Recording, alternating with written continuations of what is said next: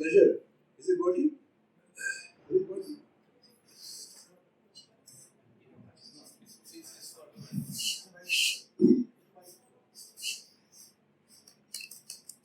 Yes, it is indeed a pleasure. I was not supposed to do this, but since I've been asked now, I am doing this. It's a pleasure. I have to introduce our student,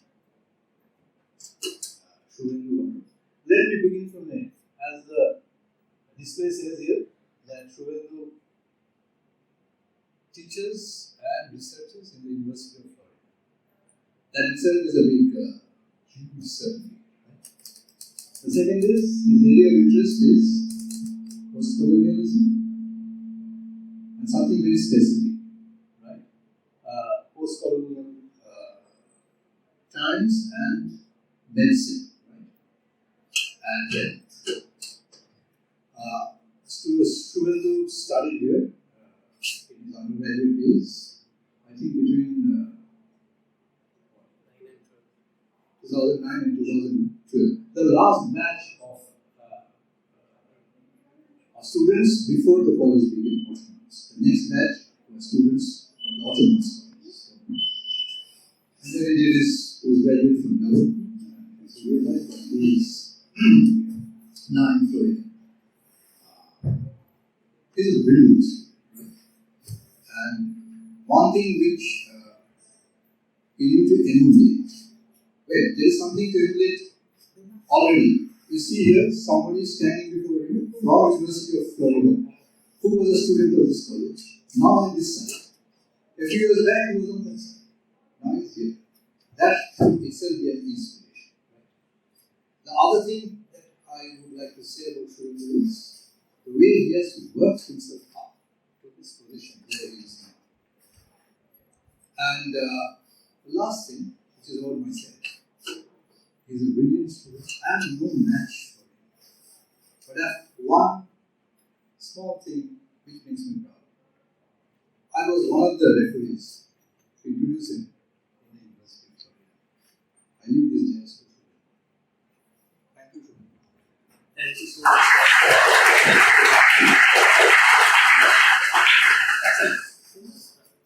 Let me, on behalf of the department, welcome Suvendu with an orange, tantalizing orange, and a piece of bougainvillea. A tuft of bougainvillea. Why orange? Because we usually welcome, on the days of our reunion, the students of our department with oranges. Shatrida would be happy.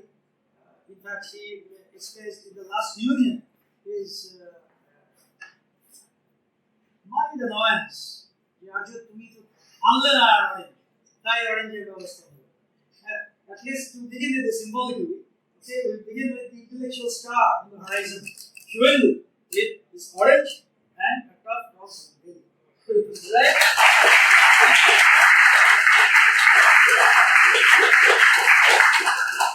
So Suvendu should become an example to you because I pick up from the last sentence that, or the penultimate sentence that Paul has meant, that he has worked himself up to this position. When Suvendu came to this department, he was slightly, what you call submissive, subdued, shy. Yes, But the fire was inside. The fire was inside. The fire. Recognize or understand. What was inside? Fire or the coals? I don't know. Which causes fire?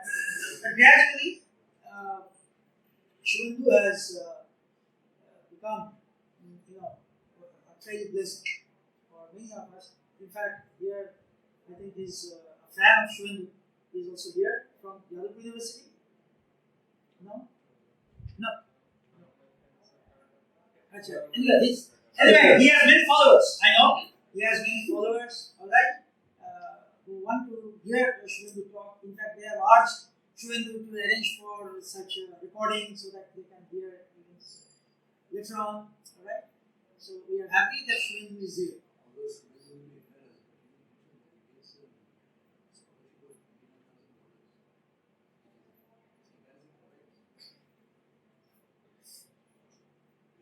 how much do you get in terms of dollars?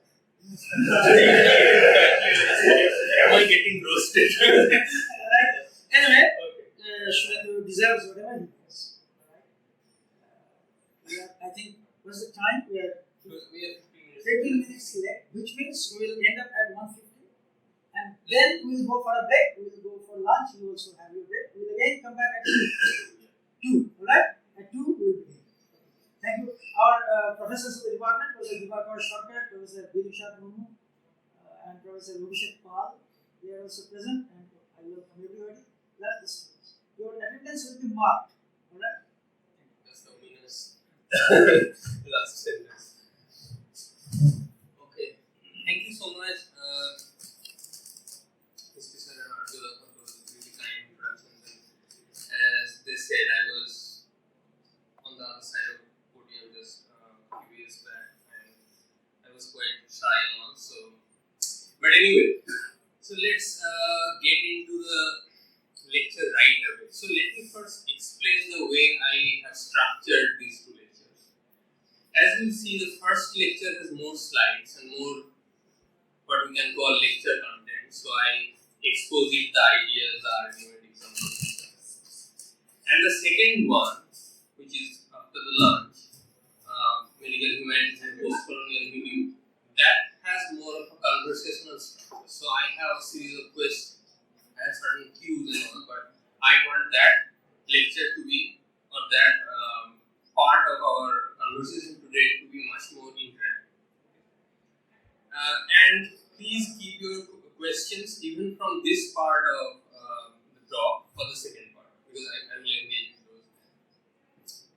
So the lecture is called The Question of Embodiment in the Post-Colony, and as you can see right away, there is a rather kind of sad, morbid, one would say, photograph by Willoughby Wallace Hooper called Those Stricken by the Madras Famine of 1876-78.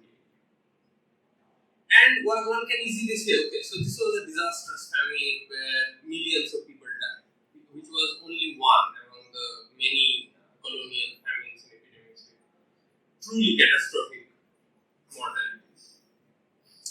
A historian would argue that, okay, this was a question of the way the food was distributed, or kind of administrative laxity, or the inability of the British government to assess the water levels and so on. There can be any number of reasons.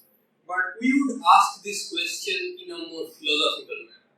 What is it that comes from certain fundamental questions of political community and body and so on that leads to this photograph? So what is the huge kind of long philosophical backdrop that we can think of while thinking of this photograph?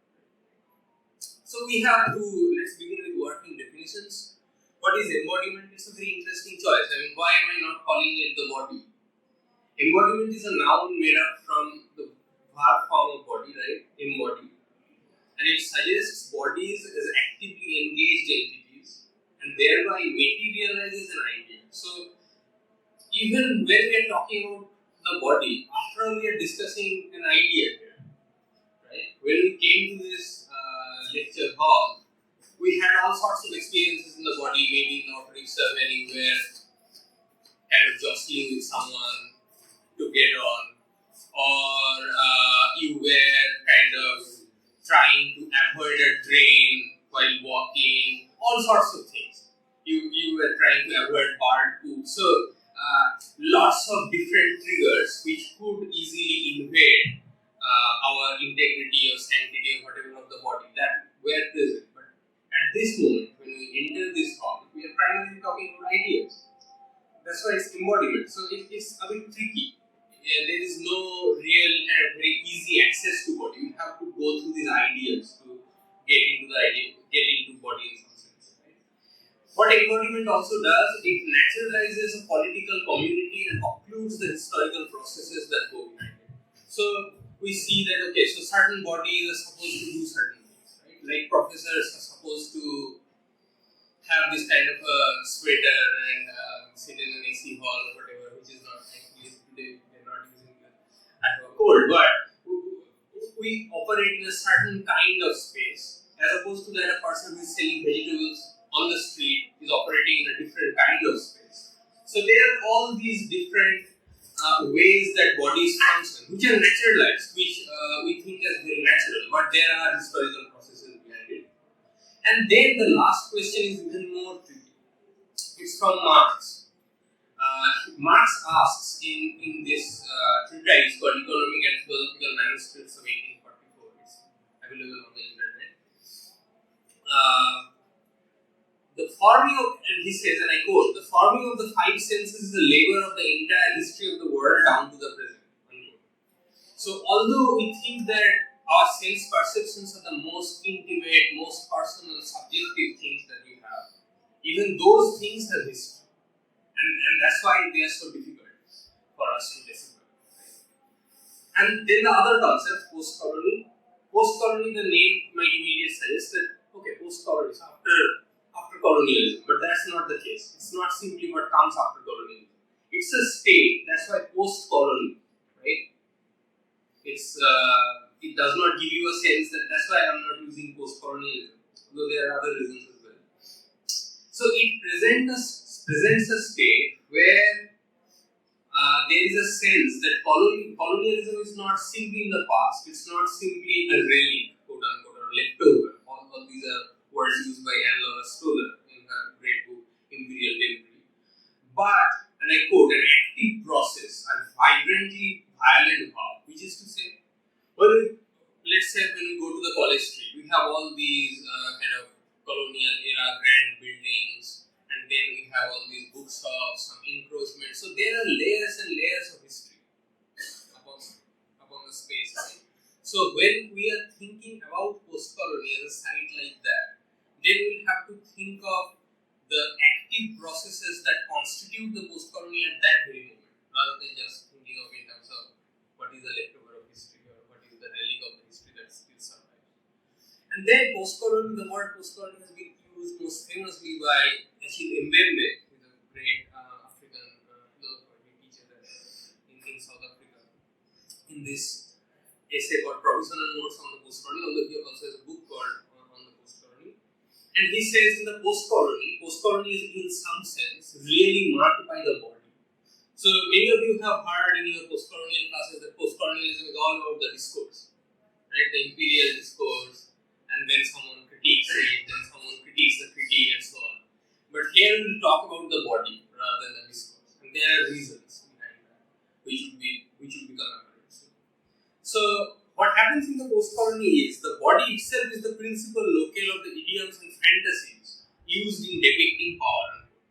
So it's a sort of power, so which has a relation with the Foucauldian definition of power. Of course, it's in some way has a wave-like structure defined through the entanglement of knowledge and political power and different kinds of knowledge and so on. But in some sense, at its very center is the body. And it rather than kind of knowing subject, it's an embodied subject with which we are concerned here.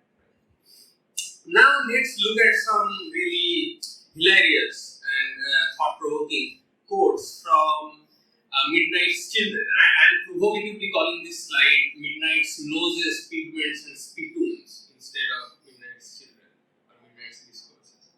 Because all of these are very bodily and often kind of overlooked. Because it's very easy for us to talk about, okay, so Salim Sinha, is Midnight still part of the syllabus?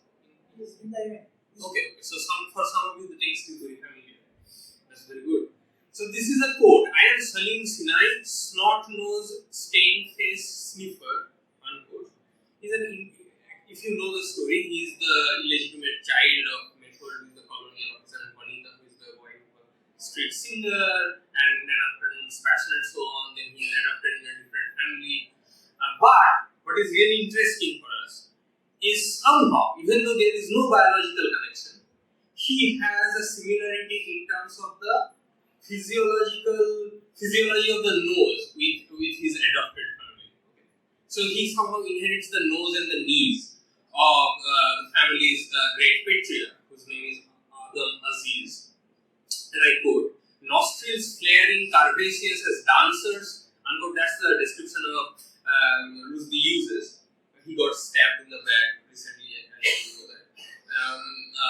To describe Al-Aziz, and one boatman says that is a nose with which you start a dynasty. So that's a great nose, right? You are a great patriarch because you have a great nose. And the nose very interestingly connects with narration. So it's really, Rushdie says, tongue in cheek, but it's very thought provoking, very interesting. That the nose is like the trunk of the elephant headed god Ganesha. Right? So somehow Ganesha is the person who writes the Mahabharata. Although Krishna Daiva, he kind of narrates it, he speaks, and Ganesha writes. And also to the family. Now he also takes upon certain attributes of Salim's adopted mother, Amina, who is black, interestingly. So she is called Black Mumtaz, although she has luminous skin, but her skin is somehow that of like a South Indian fisherwoman. And every time Salim would do something untowardly, he would not have proper dinner manners and so on, his uncle would say, "Hey, you black man." So somehow Salim is a black person. Although, so that's how what we can call some kind of a pigmentocracy that works in that novel. And when Amina marries someone who is very fair, so his adopted father is very fair, Amina's cousin actually flirts with him that, okay, we are the pink ones, we are white, so even those blackies know that we are really the beautiful ones and so on. Right? So why does that become so significant? Because at the end of the novel, and I am of course not summarizing the plot, but if you read the novel, there are all sorts of interesting things that happen, and Salim Khan kind of ends up being in Karachi, right? He's born in Bombay, but there are all these, the fates of all these countries, India, Pakistan, Bangladesh, all of them are tracked in Midnight Children, right? And there is an airborne spittoon, literally. Spittoon is a pot where you throw the beetle juice. That kind of appears in a weird way to him. He's stuck with, he's hit, and then he loses his brain. And that's a very normal thing to have. Like he loses his brain because it's a heavy object and so on. But what interesting thing happens is he acquires a certain kind of ability to sniff all sorts of things. So he can sniff now characters, he can predict things by sniffing. So instead of his very mindful ability to narrate, which is presented in the earlier part of the novel, so he's like Ganesha, so he's more of a mind person. Now he becomes a body person. He can sniff and he becomes happier, although he is in some way he's literally out of his brain, right? And he hugs that beloved spittoon and so on. And all of these will become apparent. Why am I saying all of these things? But just remember this, that somehow smell, the power of the smell becomes a different way of knowing in Midnight Children, as opposed to the way of knowing with which he starts initially. Right?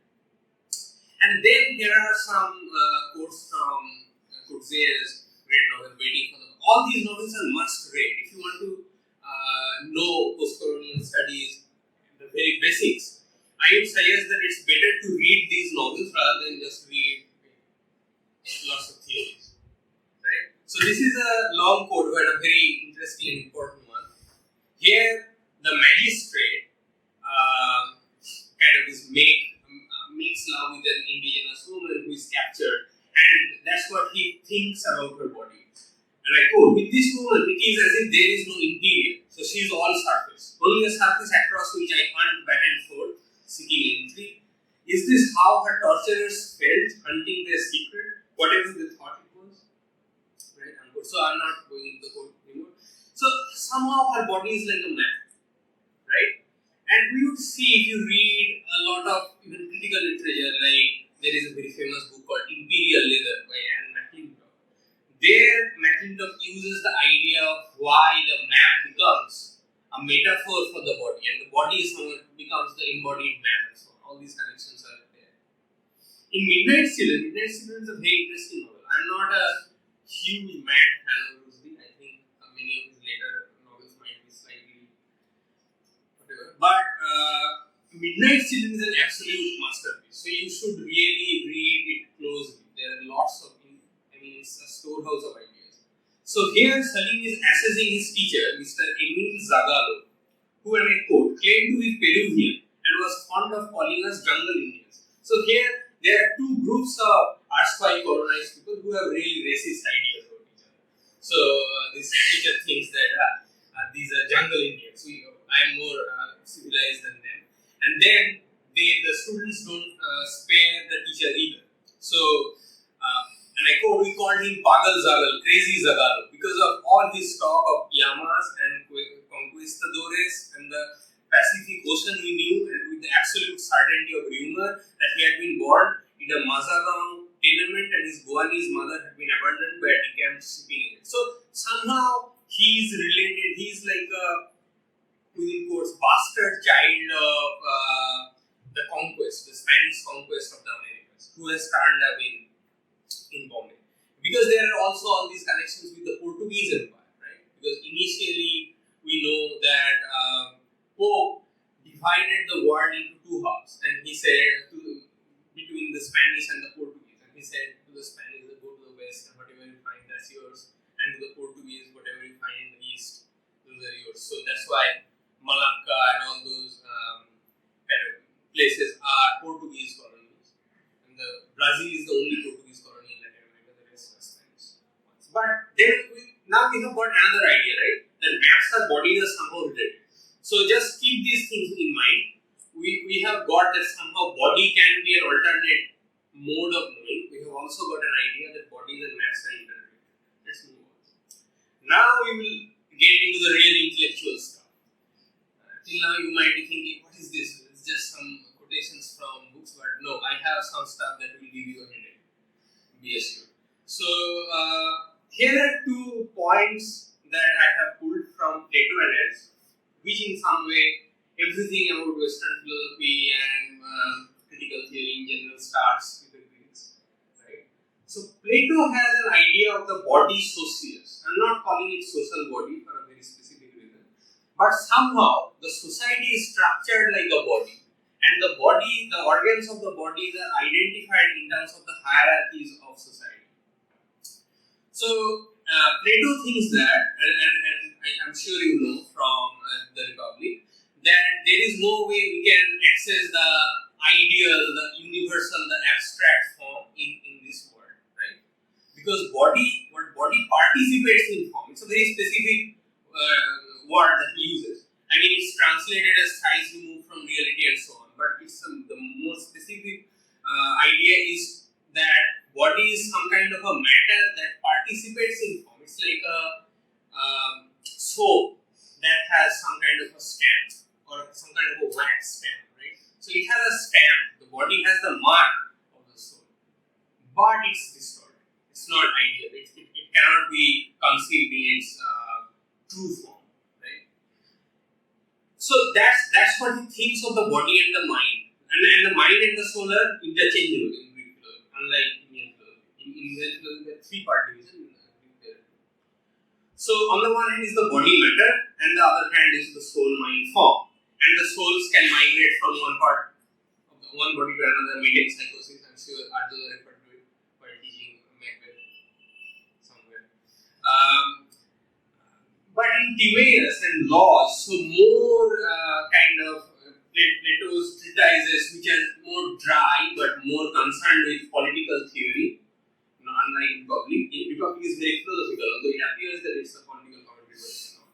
In Timaeus, Plato suggests that the creation of the human body has been done in terms of a layout of a city. So the divine soul is located in the head, and the head is also related to the philosopher king. And the mortal soul in the chest, tribes of desires in the torso, who represent the lower strata of the society.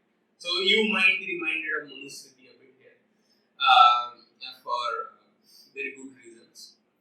He also reiterates the same point in laws. And it's also related to the medical doctrine of Hippocrates. What we need to remember is, if you read, for instance, Rabindranath closely, you will see that Rabindranath reads all sorts of stuff. So he's interested in physics, he's interested in chemistry. That's how you become a great thinker. And that's true for everyone. don't think that Plato was attending philosophy classes in UG or past course, writing Republic or laws. He was actively engaged with these doctors and lots of other branches of knowledge. So everyone was interdisciplinary across history, anyone who was thinking. So that's Plato. What Aristotle does is, Aristotle has this idea of the body politic. He is the originator of this idea of the body politic in some sense. He reverses the very idea. So the body is unmattered form. So the body is the actuality of the form. There is no other way we can access form but through the body.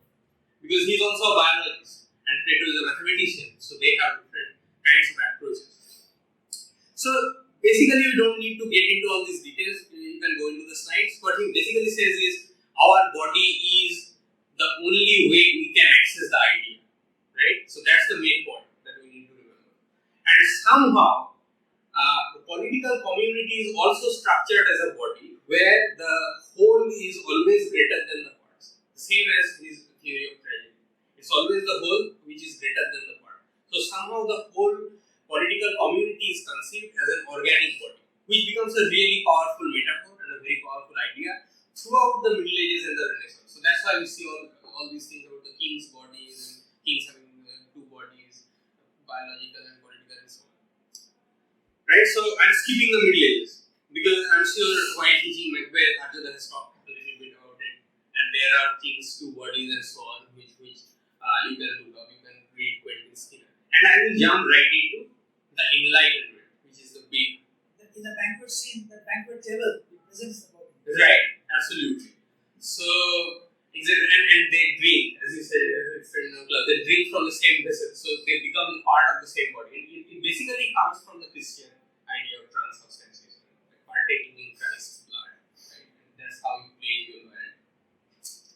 But something, so that was a continuous tradition, right? Till the Renaissance. There are all these different stances, but basically we can think of this conjunction between the biological and the political body. But the real break comes with the Enlightenment.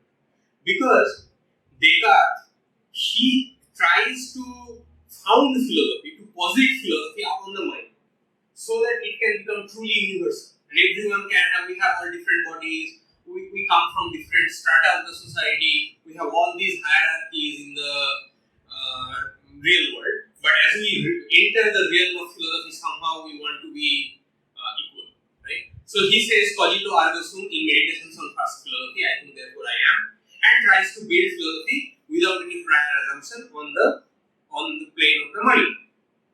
And this is a mode of reconciling Christian sense of immateriality of the soul with the physicalist framework. I'm not going into the nitty-gritties of that. But he makes a very interesting point. So, what happens about other animals? They have the extension, they have the body, but they don't have the consciousness.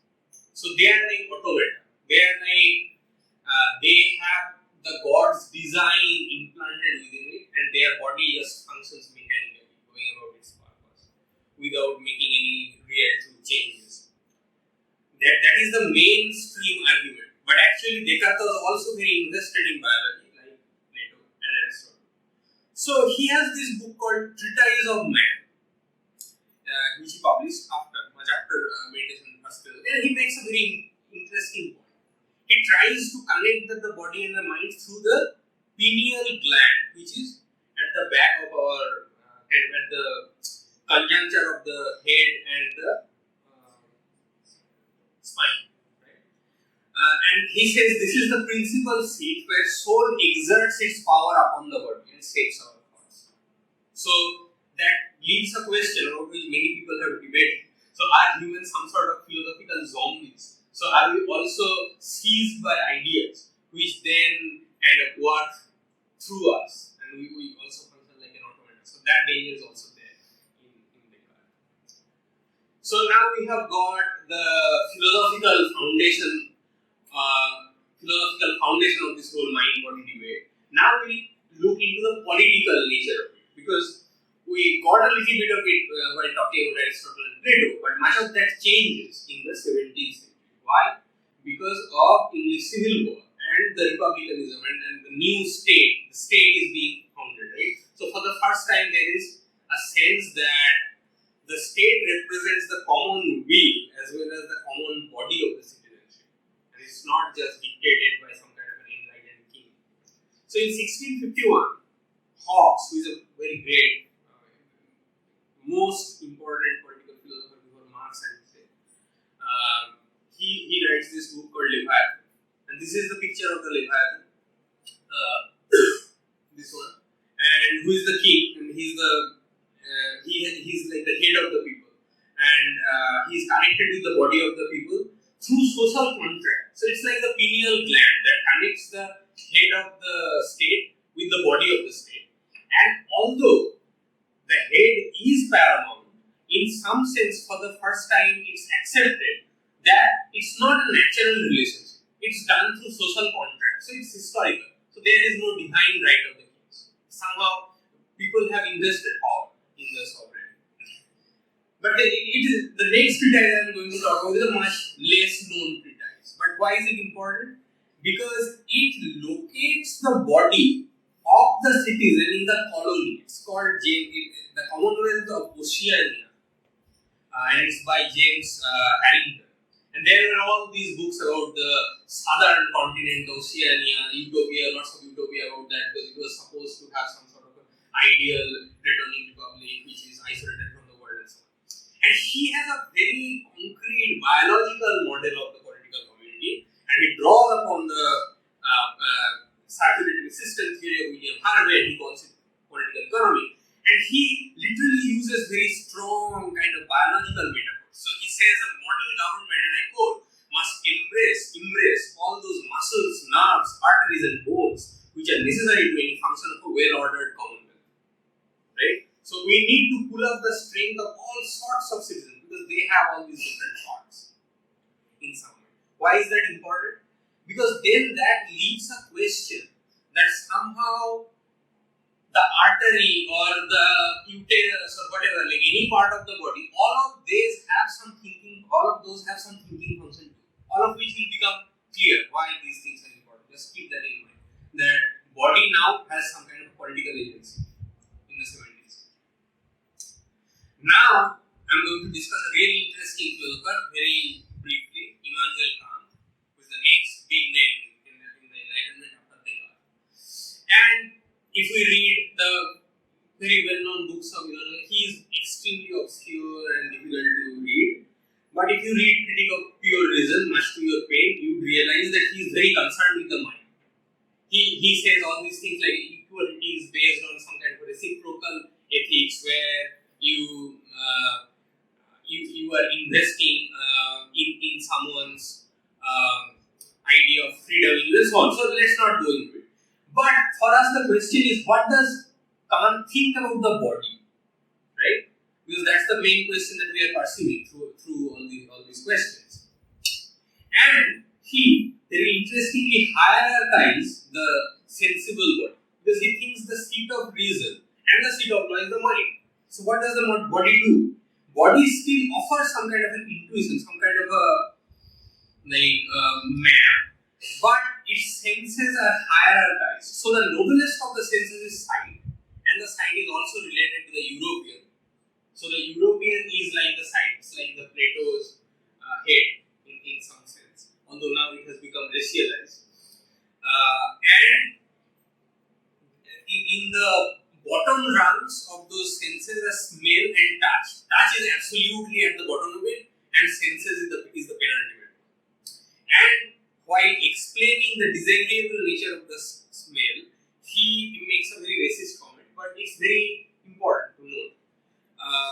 So he thinks that basically it's really good that quote unquote the Negro quote unquote is black, because somehow his pigment stops him from evaporating the stenches that he has. Because through all these things about phlogiston through the lungs, etc., these are kind of 18th century ideas about how there is heat produced in the body and it kind of creates smell and all that. He thinks that unlike the white man who represents the art and who is really the embodiment of the mind, this person is not only the embodiment of the body, but of smell, of disgust in some sense.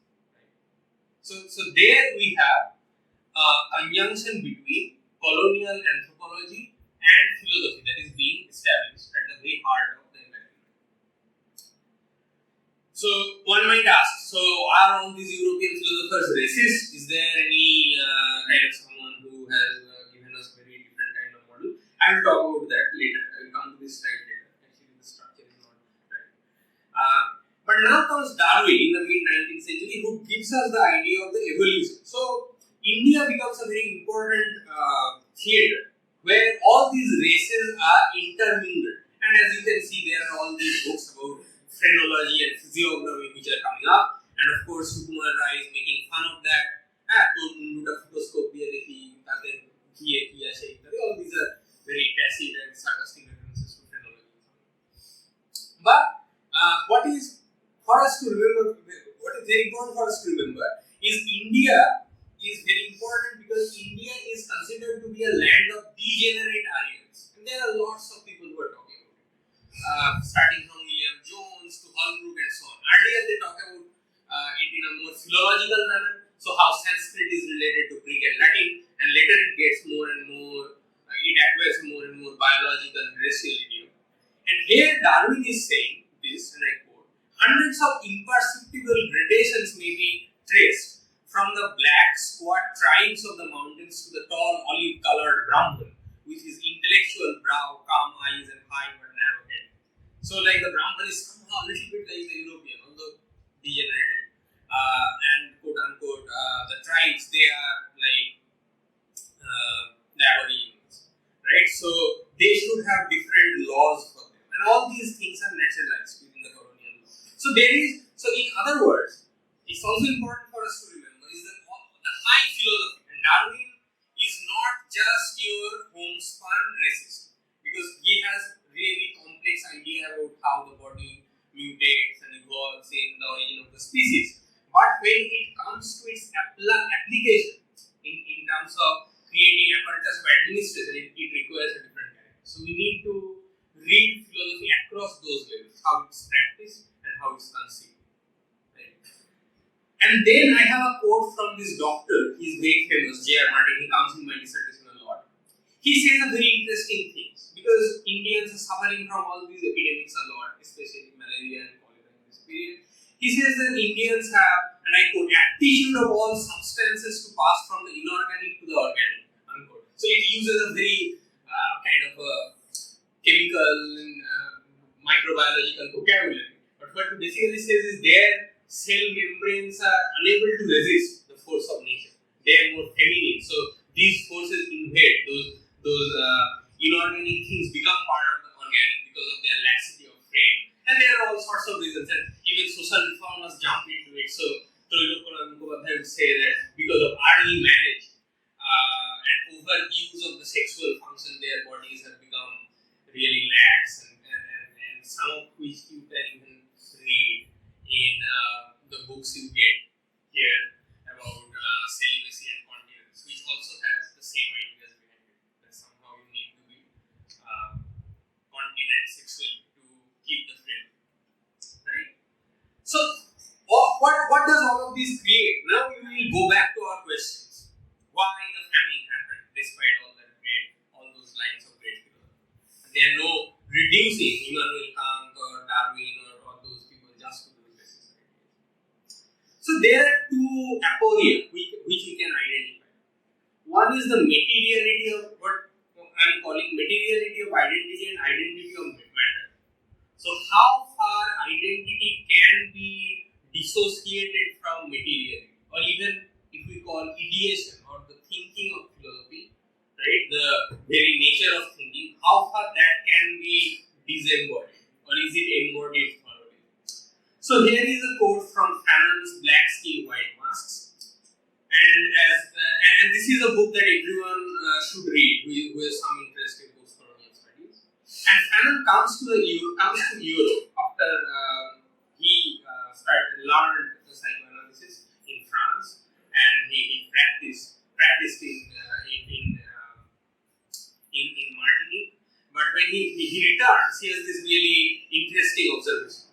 So he says that he is being observed by a woman and a child in the streets. That's the scene.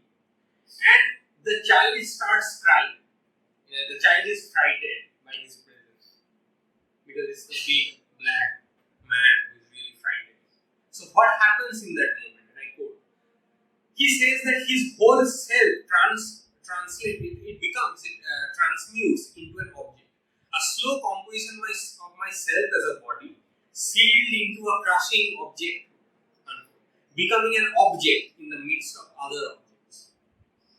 Right? So in that moment, this great person whose book is introduced by the greatest French intellectual of that time, Jean-Paul Sartre. So he is very well known and recognized in the intellectual circles. So there is no qualms about that. So, pay really close attention to what he is really saying. I mean, this might appear to be just an angry kind of response to casual racism, but it's not. So his mind, Fanon's mind, might be considered equal in stature with that of Sartre, and they can have an intellectual discussion in equal whatever. But when this guy goes into the street, and you cannot really have that experience of racism unless you go to a country like the US or something like I did. Only then you can experience it very viscerally with your body in some way, if you encounter instances of racism. So he gets crushed into objecthood. And there is another really interesting debate between Gandhi and Ambedkar that I have quoted here, which also has similar trajectories. So it's a response of Gandhi to Ambedkar's vindication of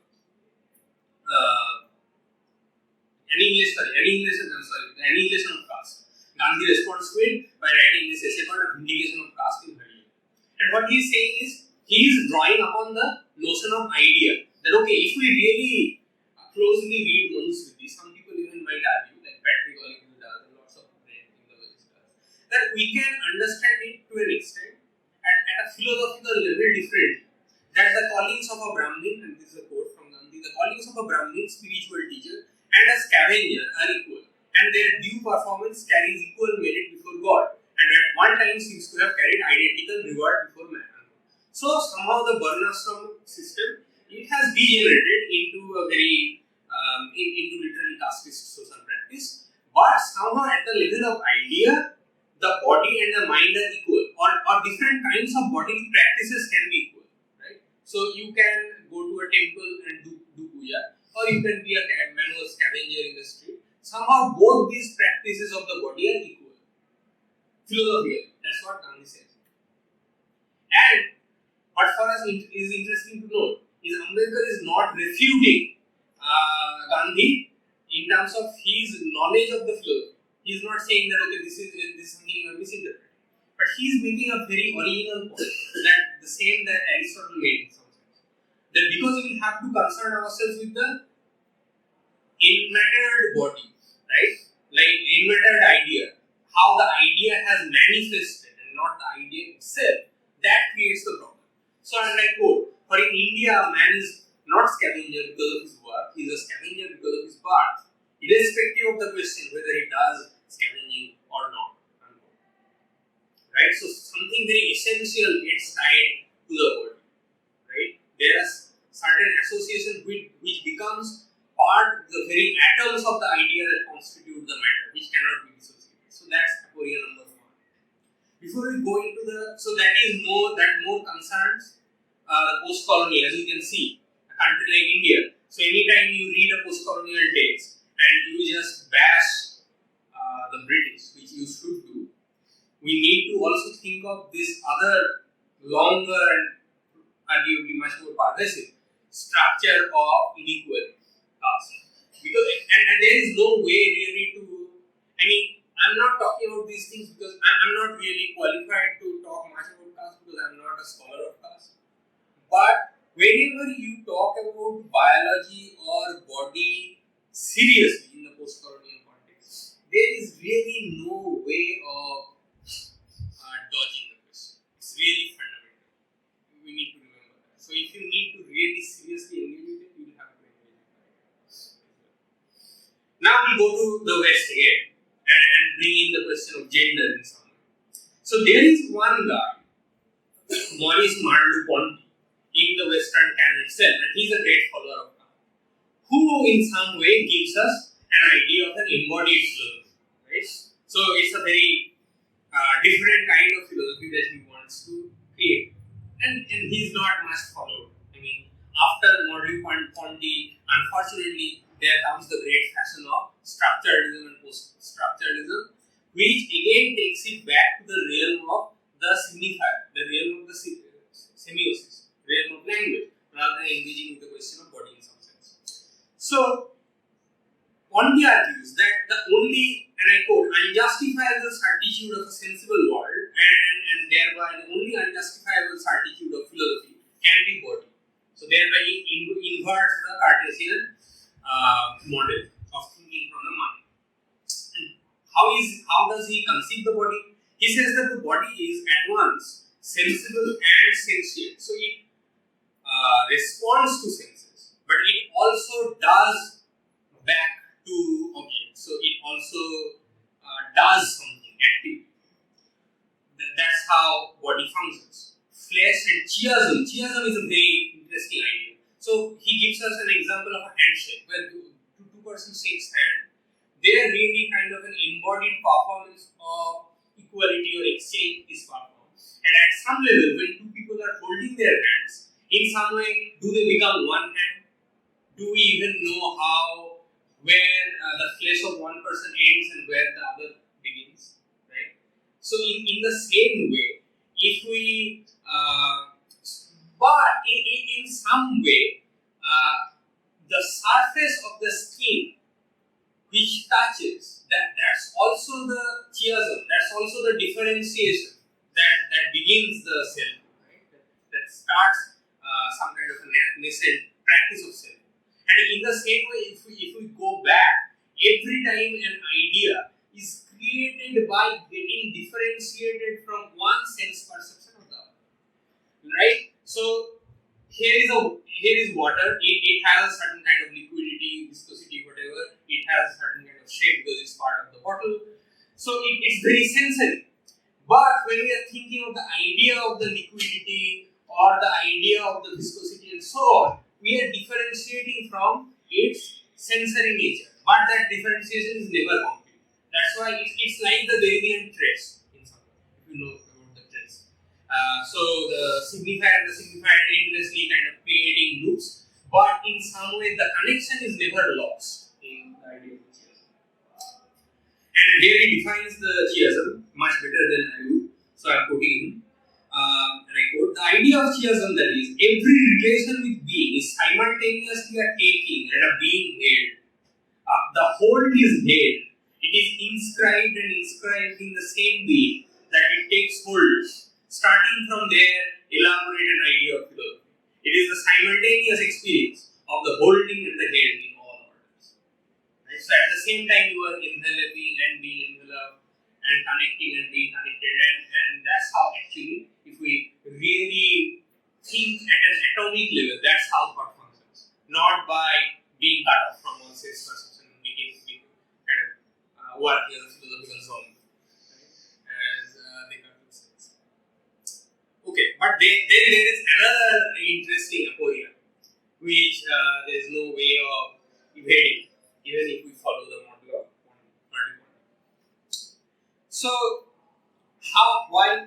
Because for the person for who almost becomes, whose self almost becomes a metonymy for their body, for them, it can create a metaphysics of corporeality, right? So you are just body. Your body is all its proliferating and sprawling substance, but you are nothing but the body.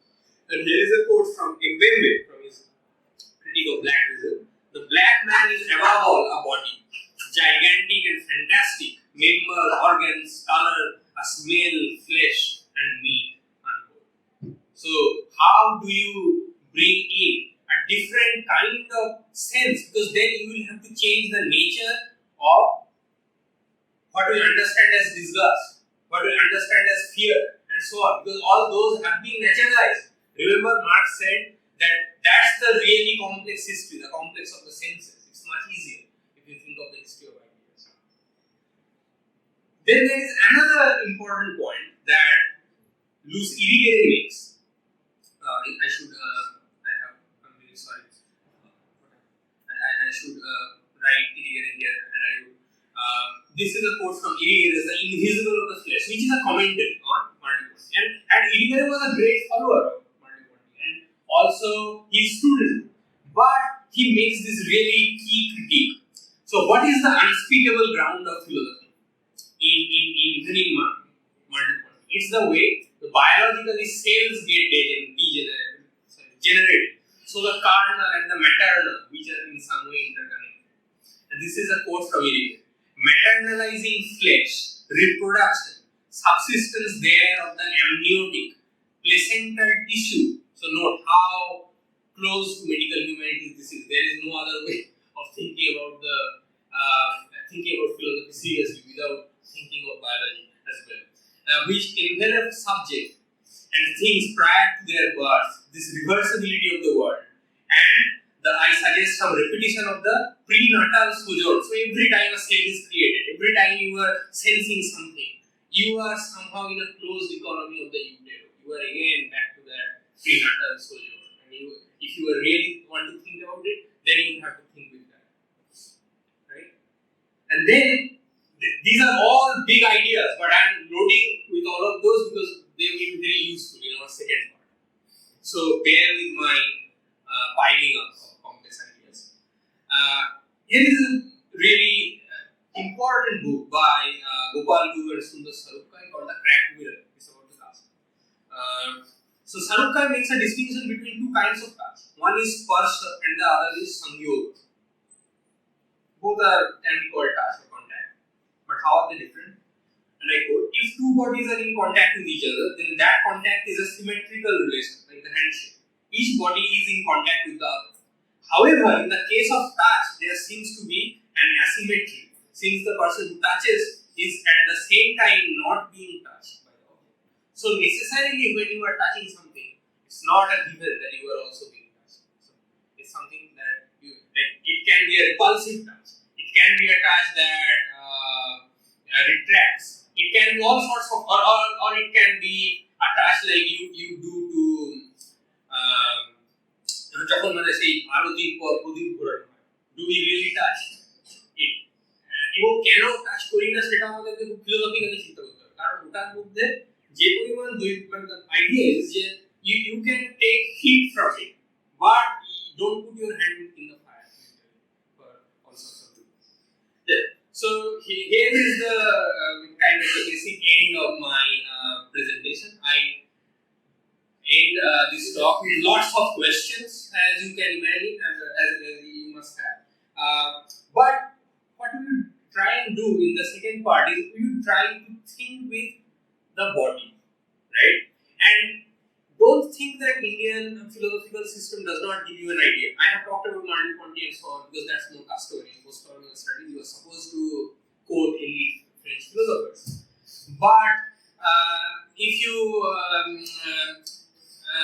have some interest in, for instance, মানে চণ্ডী যদি পড়ো, for instance, বাংলাতে বলছে ইংরেজিতে পড়ে লাভ নেই, সেখানে দেখতে পাবে যে যখন চণ্ডিকার ধ্যান করা হচ্ছে হরিহর ব্রহ্মা বিরচিত, সেখানে দেখবে যে শরীরের এমন কোনো ফ্লুইড নেই, একদম কফ মূত্র বীর্য সবকিছু থেকে শুরু করে সব জায়গাতেই কোনো না কোনো দেবী আছে, ঠিক আছে? কণ্ঠে তুমি অমুক, জিহ্বায় সরস্বতী, ভূমধ্যে কালিকা ইত্যাদি কেন? So that's what is this link between the body and the maternal that is being established, and what philosophy resides in that? We have to think about that. Okay. Thank you so much.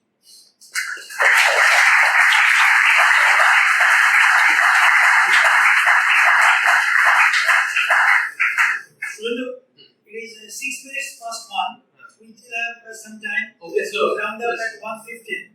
So if anyone wants to ask any question, Suvendu, at this juncture, one may go ahead. But Suvendu, first of all, please explain this title, the term aporia to the boys. aporia জিনিসটা হলো, aporia is a very interesting word.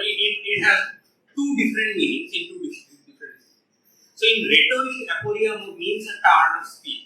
So when you are being clever, it comes from the sophist. So you are using something to really not engage the idea. But in philosophy, aporia means a philosophical problematic which, so there is no clear, it's like a riddle. If you know your Mahabharata, you know that Vyasdeva gave some Vyas scooter to Ganesha so that he need to think about those things while writing, right? So in the same way, philosophy presents certain riddles, so certain kind of deliberate obstacles, so that you will have to. So in some way, what Arjuna is asking me to do, I can't apply, I can't explain aporia in some way. You will have to face the obstacle in the darkness of the aporia. And aporia, if I'm going into further into philosophy, it's related to the idea of the cola and the maternal again in Plato's game and so on. So it also has a relation with the maternal. Yeah, this is very interesting because as you were talking about Maurice Merleau-Ponty, I mean, Merleau-Ponty initiated what you call in the 20th century this philosophical tradition of existentialism. No, now there, for example, in Kafka's the trial, the wind word is also wind. All right. Now, once again, this engagement, one hand which is touching the other. I mean, we are all wind. And it becomes difficult for Joseph K. to understand the crime that he has committed. Is it a crime in some idea, at the level of idea, or at the level of some material manifestation? Right? And he's puzzled because he cannot decide that whether it is an offense of the body or offense of some stellar spiritual condition. And that is why critics are also, in a kind of in a state of undecidability, because some say it goes back to original sin, right? Because we cannot pinpoint what Joseph K's offense was. And on the other hand, Joseph K has to disentangle himself, from all the institutions which are physical, which materialize what is offense. In a way, inscribe offense in some material action. And that is why in this Kafka's novel, that trial, there is so much emphasis on materiality because they keep changing their dress, eating the breakfast which belongs to someone else. All right, this has always been very puzzling. That's a great reading, actually. And I'm sure that the reading you are giving, I have not read any paper that talks about it. It can become a paper. You should write it. Or if someone else is generous. You can go ahead and because it's really important because, I don't want to really go into the complexity of existential philosophy, but it has some really key interaction with the idea of the body, because Ponty and which is also used by Sartre, they use two different words in the same way like Guru is suggesting Sparsa and Samyoga. One is noesis and the other one is noema. So there are two ways of knowing through the senses. One is more like an invading sort of sensation, where knowledge is thrust upon you very viscerally, or punishment, or knowledge, whatever. One is you are trying to make contact because you are trying to matter forth, or you are trying to body forth some kind of an idea. Right? So what you are saying is, yes, K is really puzzled whether he is tied to a really inscrutable, unknowable idea that creates all these structures. And I really like the way you use the metaphor of entanglement. The way he can probably save himself from punishment is entangling from all these material manifestations. In existentialism, you have this idea how this subject is related to the world of the phenomenon. Alright, this interaction. Yes. So, yeah, and there is all these things about the bad faith and so on in Sartre especially that makes it much more complicated. Like speaking here in some way, I'm using my tongue, etc. But is it a bad faith gesture? Am I behaving like a waiter in a restaurant? So am I really just playing a role, or is it something? Is my body bringing forth some kind of an idea in its authenticity? So that's also a question, right? So that's another approach. So to what extent? So all of you, please watch Kantara, because the movie. It's a Carnatic movie, and এটা আপনারাও দেখুন না, সবাইকে বলবো এসটিকে বলবো KNTR Kantara এখন বোধহয় উঠে গেল, but this is a Carnatic movie. It's set in southern Tamil Nadu, and I'm not giving away the plot, but it's about a performance, a dance performance, and the question is performing মানে একটা জঙ্গলে আর কি, সেই জঙ্গলটা বিভিন্ন সময় অনেক cross time ঘটনা ঘটে, জমিদার সেটা নিয়ে নিতে চায়, ফরেস্টের লোকেরা ওখানে রিজার্ভ ফরেস্ট বানাতে চায়, লোকে ড্যাম বানাতে চায়, ইত্যাদি ইত্যাদি। এবার সেই জঙ্গলটা একজন ডেমিগডের, একজন দৈব, যার সঙ্গে অনেক কিছু জঙ্গলের দেব দেবতা বা জঙ্গলের শক্তি পশু পশু সম্পর্ক আছে, এবং সেখানে অবভিয়াসলি ফরেস্ট ডুয়েলার্স আছে। এবার তারা যখন পারফর্ম করে তখন মানে দেবতা একরকম ভাবে বলে যে এটা করা চলবে না, করা চলবে ইত্যাদি। এবার সবাই মনে করে যে এটা আদৌ কি দেবতা বলছে, এটা ওরা নিজেদের সুবিধার জন্য বা গ্রাম থেকে বাঁচানোর চেষ্টা করে। So that's the problematic there, because you brought in this question of performance and authenticity as well. Ventriloquism. So where does my body end? That's also a key question, especially raised in Shakta philosophy in India.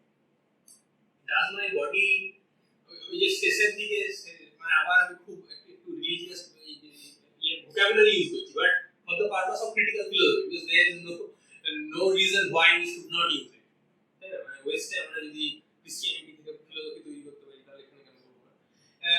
দেখবে তোমরা যে ওই আমি যে ইয়েটা উল্লেখ করলাম স্তোত্রটা, ওটা শেষে অদ্ভুত সব কথা আছে যে বাম দিকে অমুক বিরাজ করছে, ঊর্ধ্বে এইসব ভূত আছে, একটা লেভেলে ধরতে পারো যে these are just referring to supernatural beings, but because the whole hymn was about really about your tissue, your body, your seminal fluids, your urine and so on, then all those things are embodied by one form of the goddess of the other. So you realize that even those directions or everything, all those things, they are also in some way a subtle manifestation of the body. Even that is not external. Right? I mean, where the body ends, that's a very important and puzzling question. 14 minutes past 1. Right. So maybe just one more brief question. I don't know the answer will be brief. But one question. You can ask questions even later on. Any question? Yes, please. Stand up. Introduce yourself and ask the question.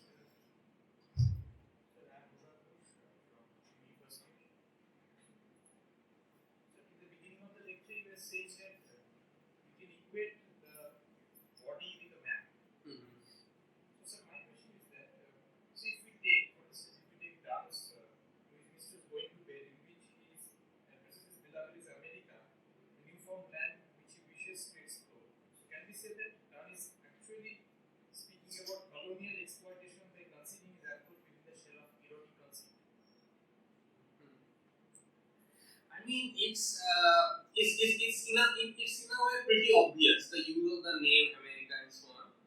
So I would say that because all these things are pretty much in the air in Europe by that time, right, when Dan is writing, the colony of Virginia has been established, so there is also a British colony in that time.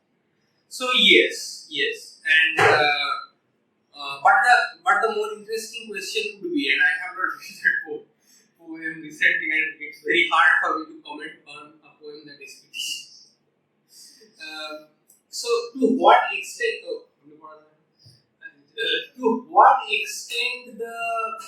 because it's an erotica, to what extent the power of the narrator is present, or does he surrender to the charms of the narrator and thereby get subjugated in some complex ways? One answer you get in Ayurveda's book, Race and Colonialism, in Shakespeare's plays that book. I think it was title, Race. There, Ayurveda traces the cultural tradition physical body, alright, and land. Alright, they have been telescopes together. Yeah. This was there. As three, even the very idea of the metaphors are And the farther the land, more exotic is the body. Yes. Unfamiliar land, so the body becomes more erotic, more tantalizing, Right. more tempting to explore.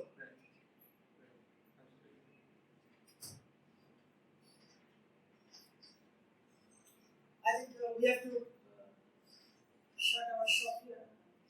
And then proceed to our respective meanings of land. And then again come back and work. Alright? Rejuvenation of body.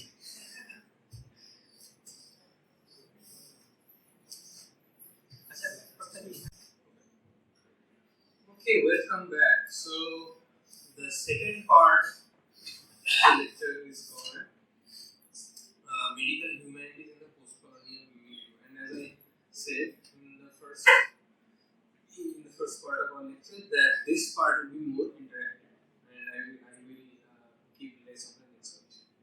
So the opening picture is very interesting. A skeleton is contemplating a skull. So it suggests some kind of a medical or somatic examination by the human subject themselves. This is an image from the US. So I always start with the definition. So what is medical humanities? It's a very simplistic definition that I have given, but nevertheless I think we need to have one such. So this is basically an interdisciplinary field which is still emerging in the UK and in the US. Medical humanities is also taught in medical schools. It's part of the medical curriculum these days. Although they have a different kind of focus. So in the medical school, we need to have certain notions of the human subject, the idea of the human personhood, or what is the nature of the term, how do we deal with terminal illnesses and so on. They are more concerned with those questions. On the other hand, in the humanities or in the social sciences, people are concerned with how certain biological ideas of community or personhood or gender belief and so on, they have shaped literary or historical or philosophical texts. So it can come from both these different science. It can come from the humanities as well as from the sciences. Right? And the last part of my working definition is important because even for people who are going to the medical school, medical humanities suggests that it has a constructivist view of medicine as well as suffering, illness, everything. What is that? In philosophy, something which is constructivist is something which is constructed in a very specific space and time, so it has some contingent ideas which can shape across time and place and community and so on. Rather than a positivist, which means this is basically true, which we might think what happens with science, right? That's not the case. Okay. So medical humanities is slightly different from medical history, although it often relies on a historical framework. So medical history, of course, has a very rich tradition in different parts of the world. So if I talk about some of the seminal medical historians of the world, I have to talk about Alfred Crosby or John McNeill Miller, both of whom have worked on the Atlantic. But here I have given you some names of historians who specifically worked on South Asia. So, for instance, David Arnold, he has all these books are very well known. Colonizing the Body, State Medicine and Epidemic Diseases. He talks about how epidemic diseases in British India kind of create the state apparatus, right? So create the infrastructure of public health as well as the state's intervention in people's health. So who gets treated, or how treatment is defined, etc. Disease, science, technology, and medicine in colonial India, that also has the same kind of template. The Tropics and the Traveling Days. This is a very interesting and great book. Here, Arnold engages deals with a lot of travelogues, and it's very interesting for literary scholars because he suggests that the idea of tropic initially India was conceived as part of the Orient. It continues to be conceived as the Orient, but from the middle of the 19th century, it more strongly gets aligned with the idea of the tropic. And the tropic has certain parameters like overbearing nature, overbearing power of nature over the human, or epidemic diseases, as well as some kind of an idea of mystery, primitivity, and so on and so forth. So, as the empire spreads from the port cities into the heartland of India, it gets gradually connected with the idea of the tropic more and more. Mark Harrison's Climates and Constitutions is also a very important book. I'm not going to summarize all these books for you. Just remember, this is like a good bibliography. Okay, so Projit Bihari Mukherjee's books, Nationalizing the Body, I have not mentioned the name of the books in the slide. Nationalizing the Body and Doctoring Traditions. These are the two books he has written. Both of them are very interesting because unlike Arnold or Harrison or Poonawalla or Deepak Kumar, he argues that in India, the situation is not as if science is imposed from outside. Right? For all of these historians, in the previous column, all of them have decided that these are indigenous bodies who are treated by the Western science. So they become kind of the great Foucauldian framework. These are the become the docile bodies which are disciplined and so on. But Projit Bihari Mukherjee suggests that in India what happens is more like science and technology comes from both sides. So what we know as the Daktari medicine, Daktari korate jawa, সেটা কিন্তু it's not just an adaptation of Western medicine. It becomes absolutely apparent if you go to see a physician in the US. You are treated very differently. এখানে ডাক্তাররা বলবে এটা খাবে না, এটা শরীরকে গরম করে, ঠান্ডা করে, বা বলবে এই জন্ডিসের পরে কাঁচকলা খাবে, লাউ ডাঁটা খাবে, সো এইগুলো কিন্তু ওয়েস্টার্ন মেডিসিনে বলার কথা। জাস্ট বলবে magnesium supplement now, blah blah, these are coming from Ayurveda. Many you take vapor when you catch cold to remove nasal congestion.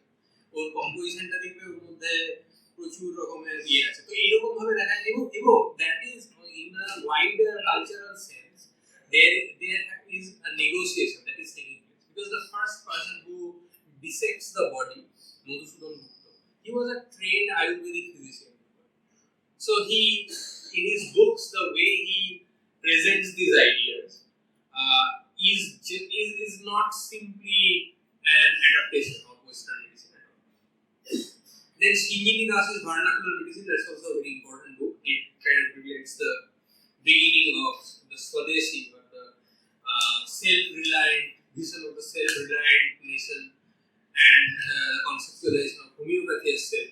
Every family should have homeopathy. Homeopathy somehow becomes this family medicine, although it's a German kind of a medical system. Right? So why does it become vernacularized? Under what conditions? That's the right.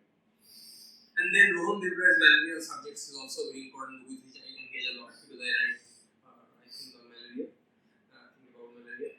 So Rohan Debrai argues that there is no kind of stable malaria that happens across time, right? It gets a certain definition under certain contingent circumstances. So one of his major and really thought-provoking ideas is that malaria is distinguished from other fevers in terms of how it responds to quinine. So we usually think there is a disease and then there comes medicine. But he says the medicine comes first in some way. And then the medicine goes on to define the disease. If it does not respond to quinine, maybe something else. It becomes that. Okay. Now let's dig into the real elephant in the room, which is medical humanities, which is not exactly medical history. Because in our first part, we talked so much about certain senses and somatic ideas which kind of shape the state as such, the thinking about the state, right? So how Hobbes think about the absolutist state, or how Harrington thinks about the liberal state. Those ideas are rooted in one notion of the body or the other. So medical humanities thinks about those much more philosophical in some sense, or humanistic, you can call, necessarily kind of generally some broader questions than medical history, which is of course concerned more with explaining specifics a lot more.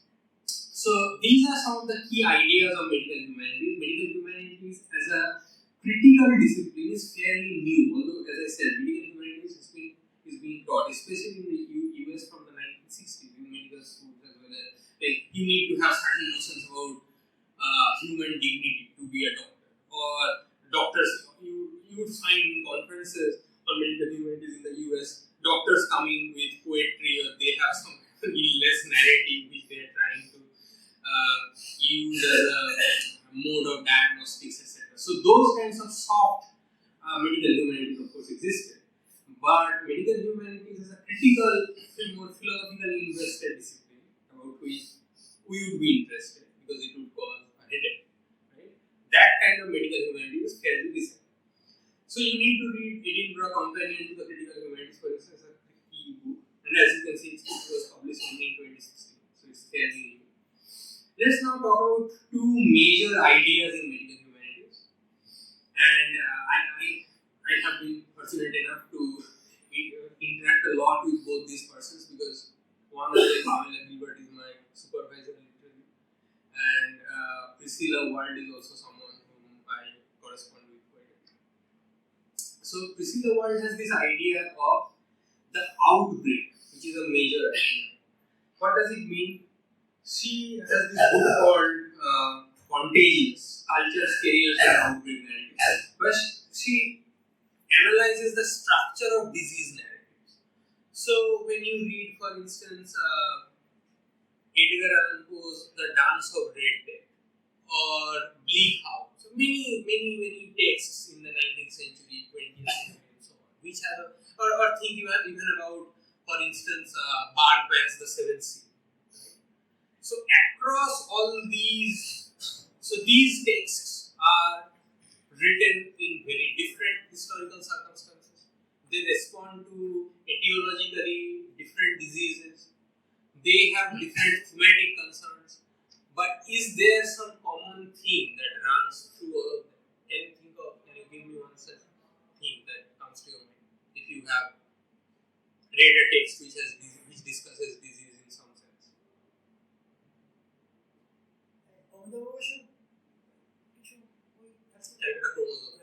Calcutta chromosome, yeah. It talks about malaria, Ronald Ross, and so on. So the Calcutta chromosome in পথের পাশে কেন গ্রাম কে গ্রাম Chandra to exactly. Such narratives intermingled, Exactly. Social migration. Exactly. So social migration is a very good point. So what, for instance, says that the outbreak narrative invariably articulates some notion of community, which is both microbial and political. Okay. Why does she choose to connect the microbial and the political? Because এই বিভূতিভূষণ শরৎচন্দ্র এতে গ্রামের পর গ্রাম ম্যালেরিয়ায় উজাড় হচ্ছে এবং ওখানে অনেকগুলো কি জিনিস ম্যালেরিয়া, যেমন দুর্গা ম্যালেরিয়া মারে, 3 দিনের জ্বরে মারা গেল, কিন্তু তুমি যদি দুর্গার, if you look at the specific descriptions that are use, ঝোপের মধ্যে ভিজছে এখানে ইত্যাদি, and if you read medical text along with it, so it's a question of methodology. A medical humanities scholar would read medical text and interpret text well, so that they can understand certain kind of metaphors or certain ideas that travels across those texts. Right? তখন আমরা দেখবো যে ওর সাথে কয়েকটা খুব কি অনুষঙ্গ আছে, যেমন the train that always runs. এবার ট্রেনটা, of course, it's the call of the city or call of the vast unknown, একটা অচেনা আনন্দ ইত্যাদি, কিন্তু at the same time, if we look at a very material implication of the spread of the railways in India, it is the single most reason behind the big malaria epidemics, because it altered the whole landscape of especially Bengal, and there were huge cases of waterlogging along the railway tracks, and there are historians who have talked about it. But as a medical humanities scholar, Pothir Pachan is a very good example. Let's stick to it. So Durga dies of fever, but Upu does not, and he actually ends up going away from the village. So what does that tell us about the nature of gender that's being articulated in this text? And how does that get connected with a certain vision of malaria itself? So if we read, for instance, medical texts, we would see that malaria is a disease of degeneration, so that connects with medical language. But it also affects people who have the laxity of frame, famously, right? That's what J.R. Martin says. So it hits the colonized, it would affect the colonized woman the most. She is the most physically permeable in some sense. So all these different layers of meanings come together in the idea of the outbreak, whenever the idea of the outbreak is created. But actually what Priscilla defines as the outbreak is not the kind of outbreak that we are talking about when we are talking about Pather Pachari. Because in Pather Pachari, it's a more sustained and long during crisis. Right? It never goes away. It hits across generations and it works in texts that also spreads across time. অনেক পরে আমরা টেক্সটেও দেখতে পাবো, যেমন ধরো পথের দাবি 1920, পথের দাবি Sabyasachi, he shivers now and he always has a muffler, although he changes his dress every now and then and changes his identity. That's one of his key markers. Now he's known as a doctor, now as an engineer, here he is someone, there's someone else, but he gets a shiver every now and then.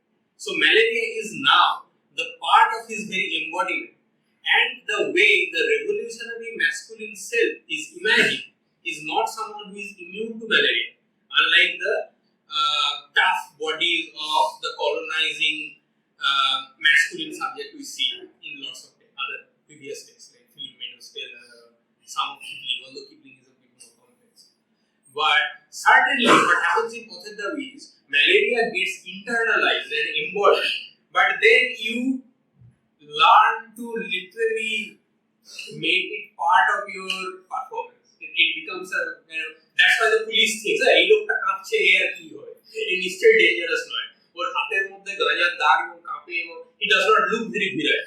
So that adds to his kind of armor of being a revolutionary in some sense, his vulnerability. In other words, we have to think of outbreak in a different way from the postcolonial view than what Priscilla has defined. Although it's a very useful and key and fundamental philosophical definition, in the postcolonial view, outbreak can appear in a different manner. The next very important idea is that of social body. She has 3 books on cholera. She is a scholar of the Victorian period, of course. Priscilla is an Americanist, and more she writes across the late 18th to mid 20th century. Lots of science fiction, etc. But Pamela Gilbert writes on, for instance, Dickens, and she is definitely a Victorianist. So how does she define the social body? The social body is a mass of standardized and defined bodies, where bodily equivalence, often in terms of identical potentials transmitting diseases, inscribes equivalent subjectivities. What does that mean? So, in the body socius that we discussed with Plato, it has some kind of idea of social body, but it's precisely not equal, right? That's why the head is related to the philosophical king. The thighs are related to the mass with the under the throes of desire and so on. But what paradoxically the social body does is, although it takes the idea of that organic social body from a very ancient tradition, it equalizes bodies. Not because they are equal in very affirmative senses. So they are not equally rational subjects, for instance, right? Or they are not even subjects who deserve equal treatment from the law in some ways. You will see there are lots of patronizing passages in Dickens. But the danger lies, they are equally contagious. So even a lower class woman can infect an aristocratic woman. Even a sweeper like Joe, what happens in Bleak House?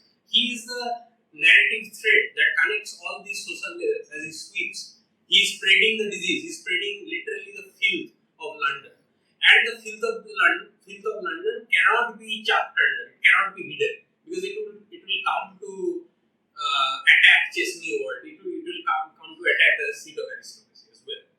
So the social body creates a very perverse kind of a liberal idea, something which is not exactly intended, but what must the state now has to negotiate. It's that kind of an idea. But then that idea of social body also gets back. There are some critical distinctions between how the social body functions in Victorian Britain, for instance, where it is conceived. In Chadwick, all these sanitary laws and Victorian social justice writers like Dickinson, George Eliot, and so on, and how it functions in the colony. So this is also there in Pamela's book itself. He says that how cholera is perceived in India is very different from how it is perceived in UK. It's the Asiatic cholera.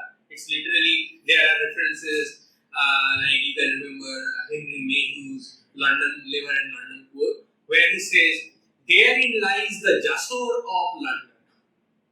So Tom Alone, which is a very infamous slum, seat of cholera, now becomes some kind of a Jasor within the heart of England. So there is a spatial mobility which is Gothic.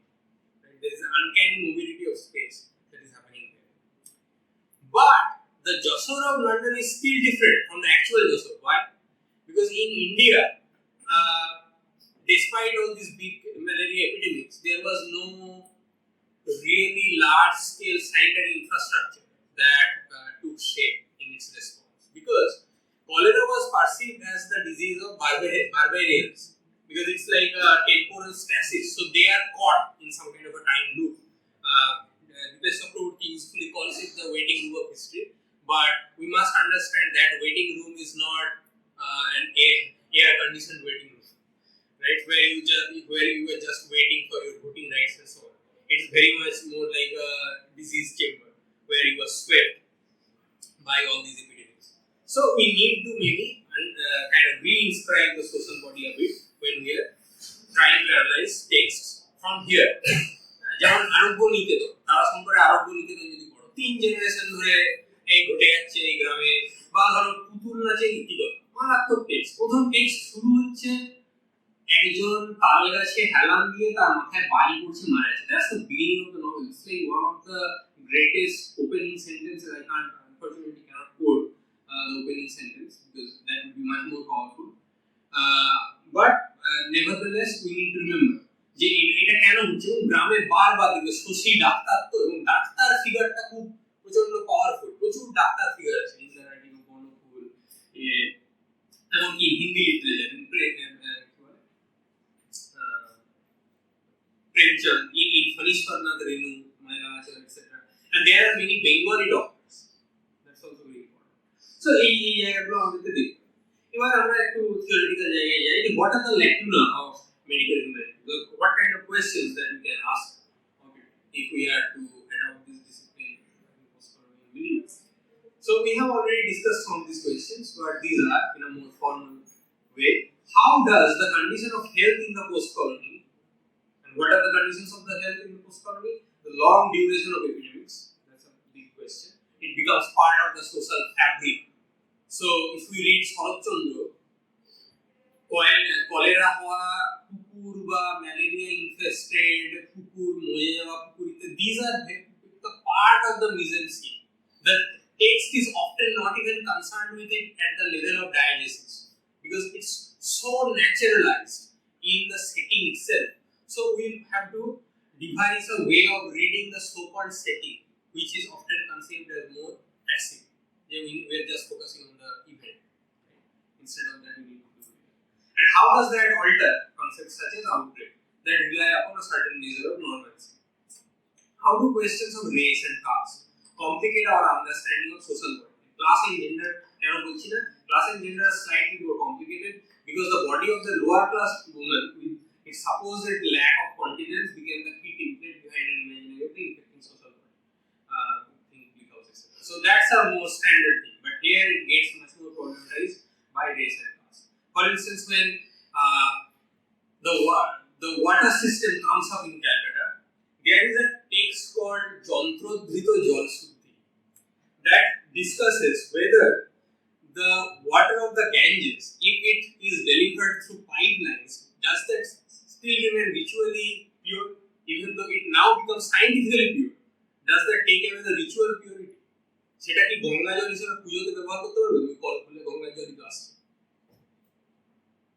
So these kinds of questions are raised, and they also literally become part of the way the garbage is, for instance, disposed in the Hooghly. The eastern end of the municipality decides to use Hooghly as the drain of the city, partly because it's conceived as the holy river that can never be infected, and we now know what has happened after that, right? And all these cities. কারণ এই গঙ্গা জল আমরা নোংরা কি করে তার বেশি করে নোংরা ফেলে তো রিচুয়াল পারমিশন কি so that's a way of reducing the cost, of course, because the original plan was to throw the drains into the saltwater lakes. I think that would have been much more costly. And then the third question is, what are the genres that articulate the pathology of the polity? Because that's a key running question that we are exploring from the first lecture, that how the illness of the narrative, the illness of the individual and the illness of the collective interact. That's a very fundamental question in any definition of outrage. It's as old as Sophocles' Oedipus Rex, right? So for the king scene, the plague visits. So there is always a political semantics that's at play whenever there is a disease. But there are certain lacunas of post-colonial critical method too. That's why we need a little bit of medical humanity. Why? Because post-colonial method has famously enveloped the somatic in semiosis, or if one has to be more polemical, one could say that it diverts the attention from a real crisis on the body or the social body into the realm of discourse. So here is a quote again from Coetze's Foe. It's a must read if you want to understand. Look, said Crusoe. I looked. This is the narrator, maybe. But saw nothing in the dark save the glint of teeth, white as ivory. Ivory trade Africa. La la la, said Crusoe, and motioned to Friday to repeat. Ha ha ha, said Friday. So when Friday mimics, he mimics in a different way. Bhava would say, right? Bhava would say that there are two famous parallel homologies. One is almost the same but not quite. The other is almost the same but not quite. But this not quite totally dismantles and destabilizes the almost the same that comes before, as you would see. He has no tongue, said Crusoe, gripping Friday by the hair. He brought his face close to mine. Do you see? He said. So he forcibly pulls him and shows his mouth to the narrator. It is too dark, said I. La la la, said Crusoe. Ha ha ha, said Friday. He has no tongue, he said. That is why he does not speak. They cut out his tongue. I stared in amazement. Who cut out his tongue? The slavers. So when he was a little boy, the enslavers, they took him, they captured him and they cut his tongue. And then the post-colonial discourse famously begins around the silence. So here is a great kind of an exemplary post-colonial reading by L.F. Boehmer, who is a great post-colonial scholar, and I have learned much from, of course, Boehmer, as he's a great critic. But it's very symptomatic of the problem post-colonial studies has in negotiating with the viscera. So how does Boehmer interpret it? Friday's dumb mutilation becomes its own sign. So immediately from the history of slavery and the ivory trade and all the powerful metonymies that we are given, it immediately becomes a sign. And then she goes on and I quote, this is perhaps one of the key distinguishing features of the post-colonial, the conversion of imposed dumbness into self-expression. So famously, the silenced country would speak through Salim Sinai, for instance, right? That's literally written on the blurb of Midnight Sinai. But nobody is concerned with the way the spittle hits, or they are much more powerful bodily, somatic, visceral details, which are extremely important. But what do we lose? So this is a question I'm asking. When we transfigure the body into the narrative that Boehmer asks us to do, what if we stay with the scarred body instead? And what kind of historicity would that articulate? So how would we find a different kind of history if we were to stay with the body? And now here is a quote from Navarun Bhattacharya's short story, Halal Jhanda. And now see how I'm not asking you to do away with discourse either. This is a really great passage that shows how the body is constantly transforming into sign and back. যে কথাগুলো আমি বলবো সেগুলো পুরো ছাই হয়ে উড়ে যাচ্ছে, আর সেই গুঁড়ো গুঁড়ো কথার ছাই জলের উপর পড়ছে, আপনাদের ইজ্জতের উপর পড়ছে, আপনাদের সাপ চকচকে জুতোর উপর পড়ছে, শহরের উপর পড়ছে, খাবারের উপর পড়ছে, আকাশের লালার সঙ্গে মিশে রোদ্দুরের ছুরির ফলার উপর মরচে হয়ে জমছে কথাগুলো। কিন্তু এর চেয়েও বড় সওয়াল থেকেই যায়, ইজ্জত পাওয়ার রুস্তমি কা সওয়াল। পড়ালেখা এত জানি না বলে কথাগুলো এগুলো কেবল হল্লাবাজ, কিন্তু কথাগুলো সেরকম ছুট করালে এখনো দৌড়তে পারে। দৌড়তে দৌড়তে যখন আর দম থাকে না, পাথর খোয়ায় হোঁচট খেয়ে নখ উল্টে কথাগুলো যেখানে থমকে দাঁড়িয়ে যায়, সেই রাস্তায় বৃষ্টির পর রক্ত জমে আছে হাঁটু অবধি, আর একটা খোলা ম্যানহোলের উপর একটা ডাস্টবিন ইট দিয়ে ঘেরা, আর একটা বাঁশের উপর লাল একটা কাপড় বৃষ্টিতে ভিজে ভারী হয়ে ঝুলছে, সেই দিকে তাকিয়ে কথাগুলো হাঁপাতে থাকে। So this is a marvelous passage, as you can see, and I mean it's almost self-explanatory. So see how the words have a movement if we only let it be, right? The echo, the way the la la la echoes as ha ha ha inside the mouth of Friday is much more unsettling than the discursive ambivalence Bhava reads. So what kind of a methodology that we can then conceive of that takes into account this pertinent question of the body upon which all of this is situated, as well as the specificity of the postcolonial that are not always addressed that well by the scholars of medical humanity. So Spivak, and please read Spivak beyond Candace Roberts. Right? She has denounced that essay to an extent in the critique of postcolonial reason, and she has written a lot of really great essays after that. So Moving Devi is, for instance, one that I would strongly recommend. Moving Devi, and ghostwriting is one great example as well. So she gives us an idea of ghost dance as a method of reading at the scenes of past, present, and future.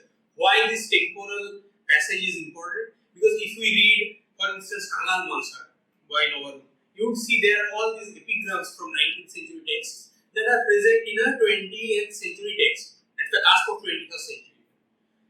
Okay, and all these things are happening at a crematorium, so the past is not gone, and its bodies are lying around like all those ashes of words that are flowing from the sky, according to Navarun. Right? So let's see how Spivak explains it. The Sioux, which is the name of an indigenous American nation, effort to be haunted by the ancestors rather than treat them as objects of ritual worship is to make the past a future, as it were. The future anterior, not a future present. It's slightly complex and might appear to be obscure, but it's actually quite simple. So they are worshipping their ancestors. We see that in Things Fall Apart too. We might think that it's a ritual of a very traditional society. So they are just listening to the voice of the ancestor and they are following those. But it's not as simple as that. Because what the ancestors are saying at the moment of the present is a very specific intervention.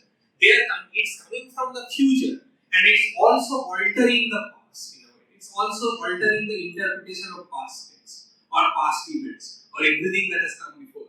So now you have a very different relation with the past that is being established. So it creates a wormhole in the continuum of time, right? It kind of destabilizes the linearity of time, and then we can move through it. So what does that mean? So then we can see Mera Juta Hai Japani, Patlu Englishtan, etc. in a new light. How that song is taking place in a specific kind of setting that acquires a different meaning. So whatever is jaded from habit, yeah, explanatory gale to আমি একটা দেখবো যে এরকম colonial building একটা Statesman আছে, তার পাশে একটু হেঁটে গিয়ে আমি আমিনিয়াতে বিরিয়ানি খেয়ে নেবো etcetera. But then if we are destabilized by our ancestors and see a very different Calcutta, when all these different places look similar but different, then we can also imagine a different kind of future, or we can imagine or analyze our present in a different way. ভবিষ্যতের গর্ভ, যেটা কথাটা ভবিষ্যতের গর্ভে রয়েছে, right? So what does ভবিষ্যতের গর্ভ is womb. So womb is related to the past, but how can something come from the গর্ভ of ভবিষ্যৎ? So this is a question to think about. Now I will end with a baul songs lyric, just like সপ্ততলায় নবজলের খেলা, জলের মানুষ হৃদয়ে ভৃগুপদ ধরে। Okay, so this is very obscure. সপ্ততলা কি, etc. There can be all these interpretations. If we know a little bit of Indian philosophy and Ayurveda, and all these things are absolutely interlinked. Ayurveda does not mean Patanjali pranayam or Patanjali dantakanti. It's a very different thing if you really are serious about it. So it's a very bodily description, and as we know that Baul philosophy is Dehovali. It talks about the present, Bortoman Kunti, and Dehovali, and about the body. So these 7 tola or levels, you can refer to the 7 chakras of the body, or 7 dhatu, osti, majja, shukra, ittadi, main mansha, ittadi, saptarishi, ittadi. And that, this is really interesting for me, because water is a feminine principle, and nobo joler khala, jol is related to the fluid in the womb, as well as it's nobo jol, it's like something that is being created new, notun joler khala. এবং what does that create? That creates জলের মানুষ who Bhrigu বুকে পদচিহ্ন এঁকে দেয়, মানে যে আর কি ভৃগু হচ্ছে একজন বিখ্যাত ঋষি who has lots of commentaries on the Upanishads, and he famously defines the idea of Brahman. And Brahman is the most disembodied idea possible in Indian philosophy. It's like the pure being that is without any attributes, nirgun, nirakar, and so on and so forth, right? But here that paradigm is entirely reversed. So it starts from the body, from the maternal as well as the carnal, and then that creates the shape of view, that creates the idea. So it becomes very different. So maybe that can trigger us into thinking of a new kind of postcolonialism, which is more attuned to the idea of the body.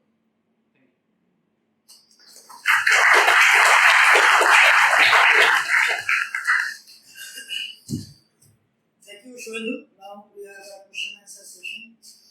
Those of you who are wondering what is going on, this is what is happening since the last 30 or 40 years or 50 years, actually, all across the English literature departments in this modern post of a colonial country to the departments in the West. They are trying to connect the word of the level, the order of the discourse, right? Semiotics, science system, language, words, with the material world that surrounds it, from where it emerges, where it is embedded, right? So we are trying to connect the classroom with the world outside. We were so inclined to look at literature as to be consumed privately, right? A poem, a novel, you read in your spare time or in the classroom with greater technical attention. But still, it is restricted to your reading, alright? Or how the critics have read. You are ultimately dealing with the text. That is a world of discourse. But that is where, other people have been asking this question. Right? Are you really useful to us? And of what use are you to society? You are reading your novel, your poem, acting out your plays. There is a very private world of luxury, privilege. Of what use are you? What help are you to the world out there? Right? So this is what the theory. You see, the rise of theory is not for nothing. It is not just a intellectual fashion. Right? Theory does exactly this. It is trying to connect the text with whatever is happening outside. Alright? You understand this? They are not polar divisions. They are not two entities in fundamental entities in structuralism. Part or the whole. Constantly they are impregnating each other. That is post-structuralism. Right? It's not day or night divided. It's not the text or discourse here and the body outside, but they're constantly fusing, impregnating, making a synergy sort of thing. That is what he was actually doing, right? When he was talking of body as a site of many things and how they are being represented in language, in narratives, alright? And such orders, levels of discourse. You all have to walk this way. I mean, English literature, the study of literature is taking this direction only. How to connect the classroom with the word, discourse with word. I mean, language or semiotic sign with material manifestation. Right? If I am not mistaken, perhaps this is the overall structure within which these studies are taking place. Right. Yeah. So now you can please ask me any question.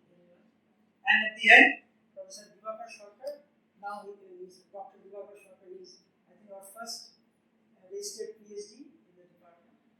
He will deliver the formal vote of thanks.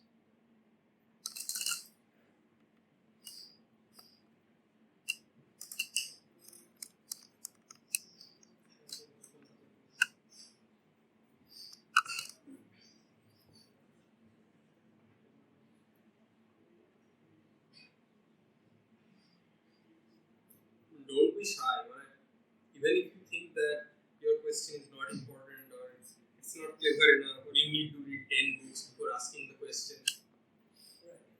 Don't think. Sir, I had a question. Bravo.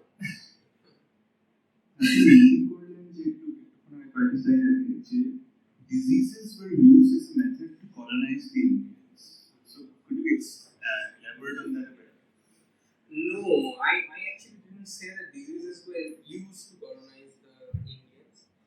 Indians were being colonized from there are all sorts of contingent, complex reasons. Disease becomes an occasion for furthering the power of the state. So it penetrates further in Indian society. For instance, now it can use the hospital to take all these data, right? With COVID, what happened? Now they are tracking it. So in the same way, epidemics often become occasions where state flexes its muscles, where state becomes more powerful. That's what I said. That's what basically David Arnold says. So, for instance, with the cholera epidemic, they started regulating the way the pilgrims would move, because the pilgrims were supposedly spreading the disease, although they didn't regulate the movement of the army as well. So it's also up to their convenience to an extent. But yeah, I mean, it becomes an occasion for the state to penetrate further into the society. So the way for the state to penetrate further into that can be interpreted as a form of colonialism, can it not be? Yeah, definitely. But it's a colonized society. So, I mean, in the case of India, and when we think of colonialism, we might think that okay, as a system, as a philosophy, it's really complex. It has political unit. It has certain administrative manifestations. It has a philosophy and so on. But we need to remember a simple thing: that colonialism happened across 2,200 years. British colonialism, and many of the things were still emerging just before India became independent.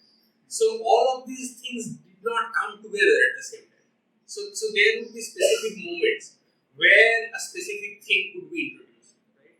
Or where it would kind of require a specific intensification. So you are right that it's a colonizing power or it's a colonizing gesture, but that gesture is occasioned by these diseases sometimes.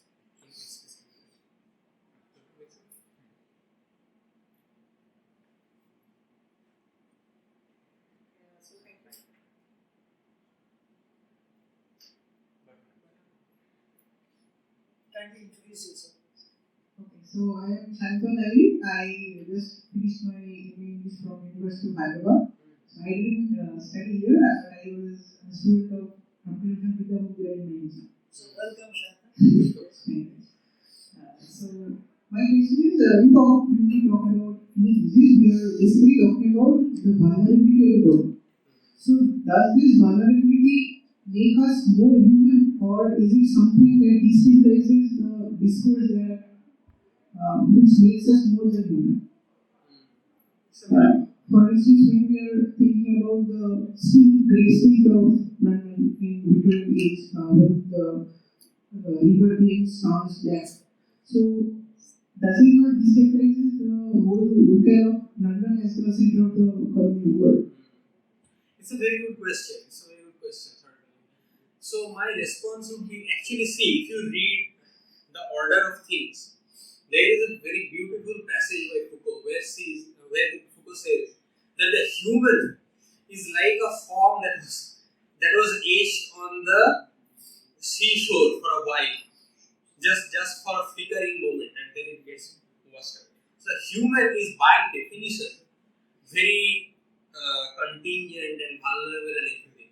And in some way, post-human, which we might think that this is a new fad, this is a new theory and so on, but actually post-human is much more fundamental, or it has always been so.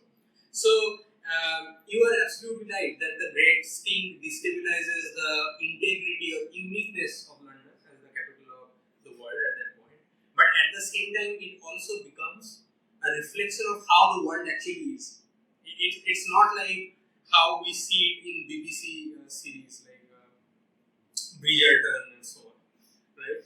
The reality is murkier and stinkier, literally, and the Great Stink is only kind of pointing that out in some sense. And if we look within, when we are digesting something, now I'm going to give you a very visceral detail, but this is nevertheless true. Our stomachs literally have millions of gut bacteria, and now because I am in my field in medical medicine, we are also in contact with people who are working with really advanced kind of medical sciences. Now people are thinking that the health of the gut bacteria or the health of the bacterium in general in the human body, in different places, like even in human skin, that is much more important in shaping lots of things like human cognition, behavior, your moods, and many things, much more than genetics. Actually, more than genes, which are at some level at least certain coded data points from your ancestors. Even more than that, these microscopic beings, these microorganisms, they are now dictating your mood or your health. So, where is the human? I mean, the human is invaded by lots of other creepy crawlies, literally through and through. Right?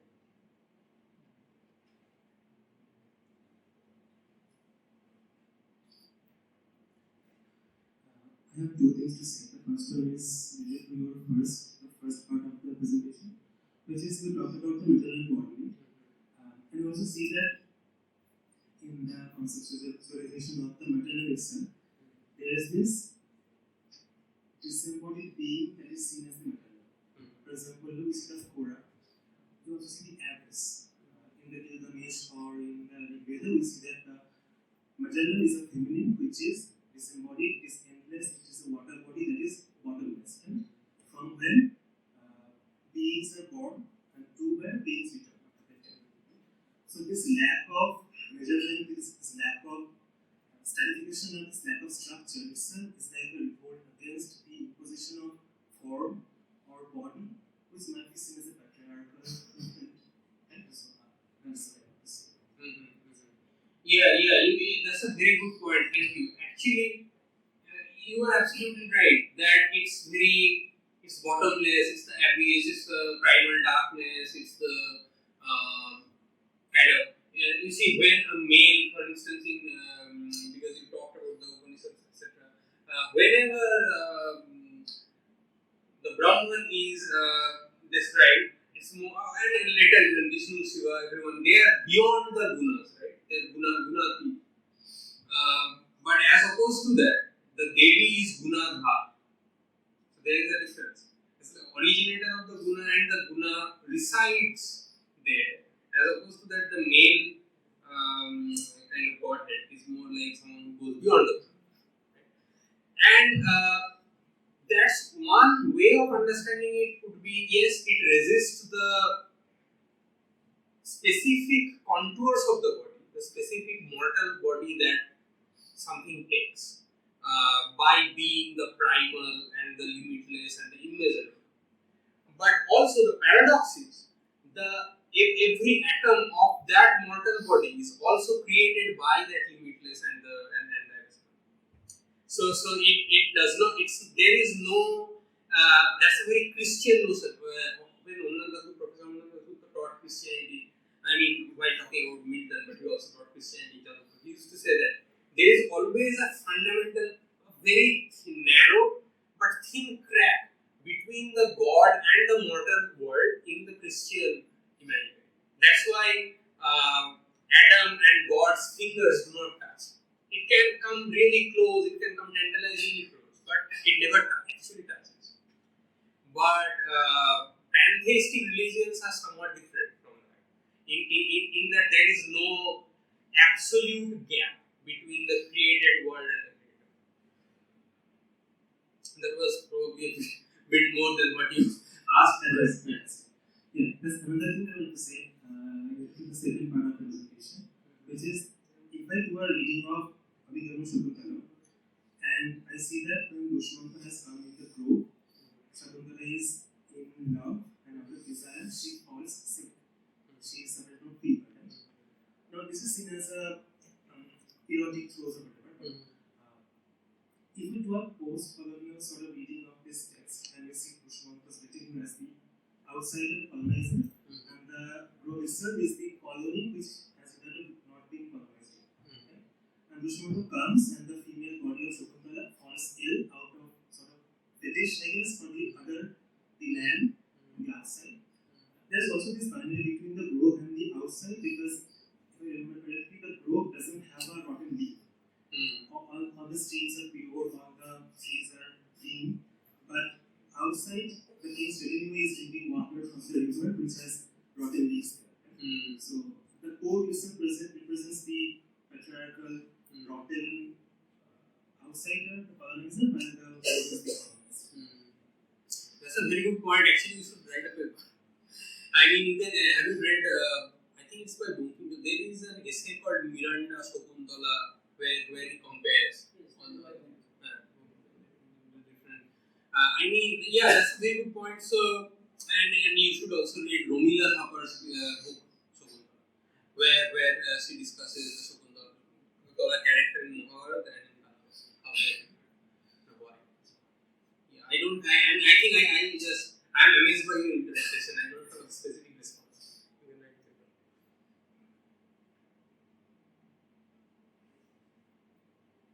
তারপর প্রশ্ন তুলো মাইকটা শুরু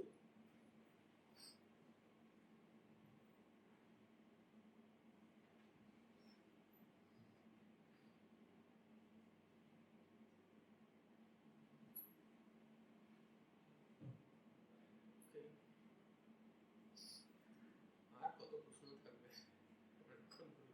আসলে এখানে অনেক Yuji ওয়ানও আসে যারা সাবজেক্টটাকে এখনো অতটা চিনি উঠতে পারে তারা সবাই হায়ার সেকেন্ডারি স্টেজ থেকে এসেছে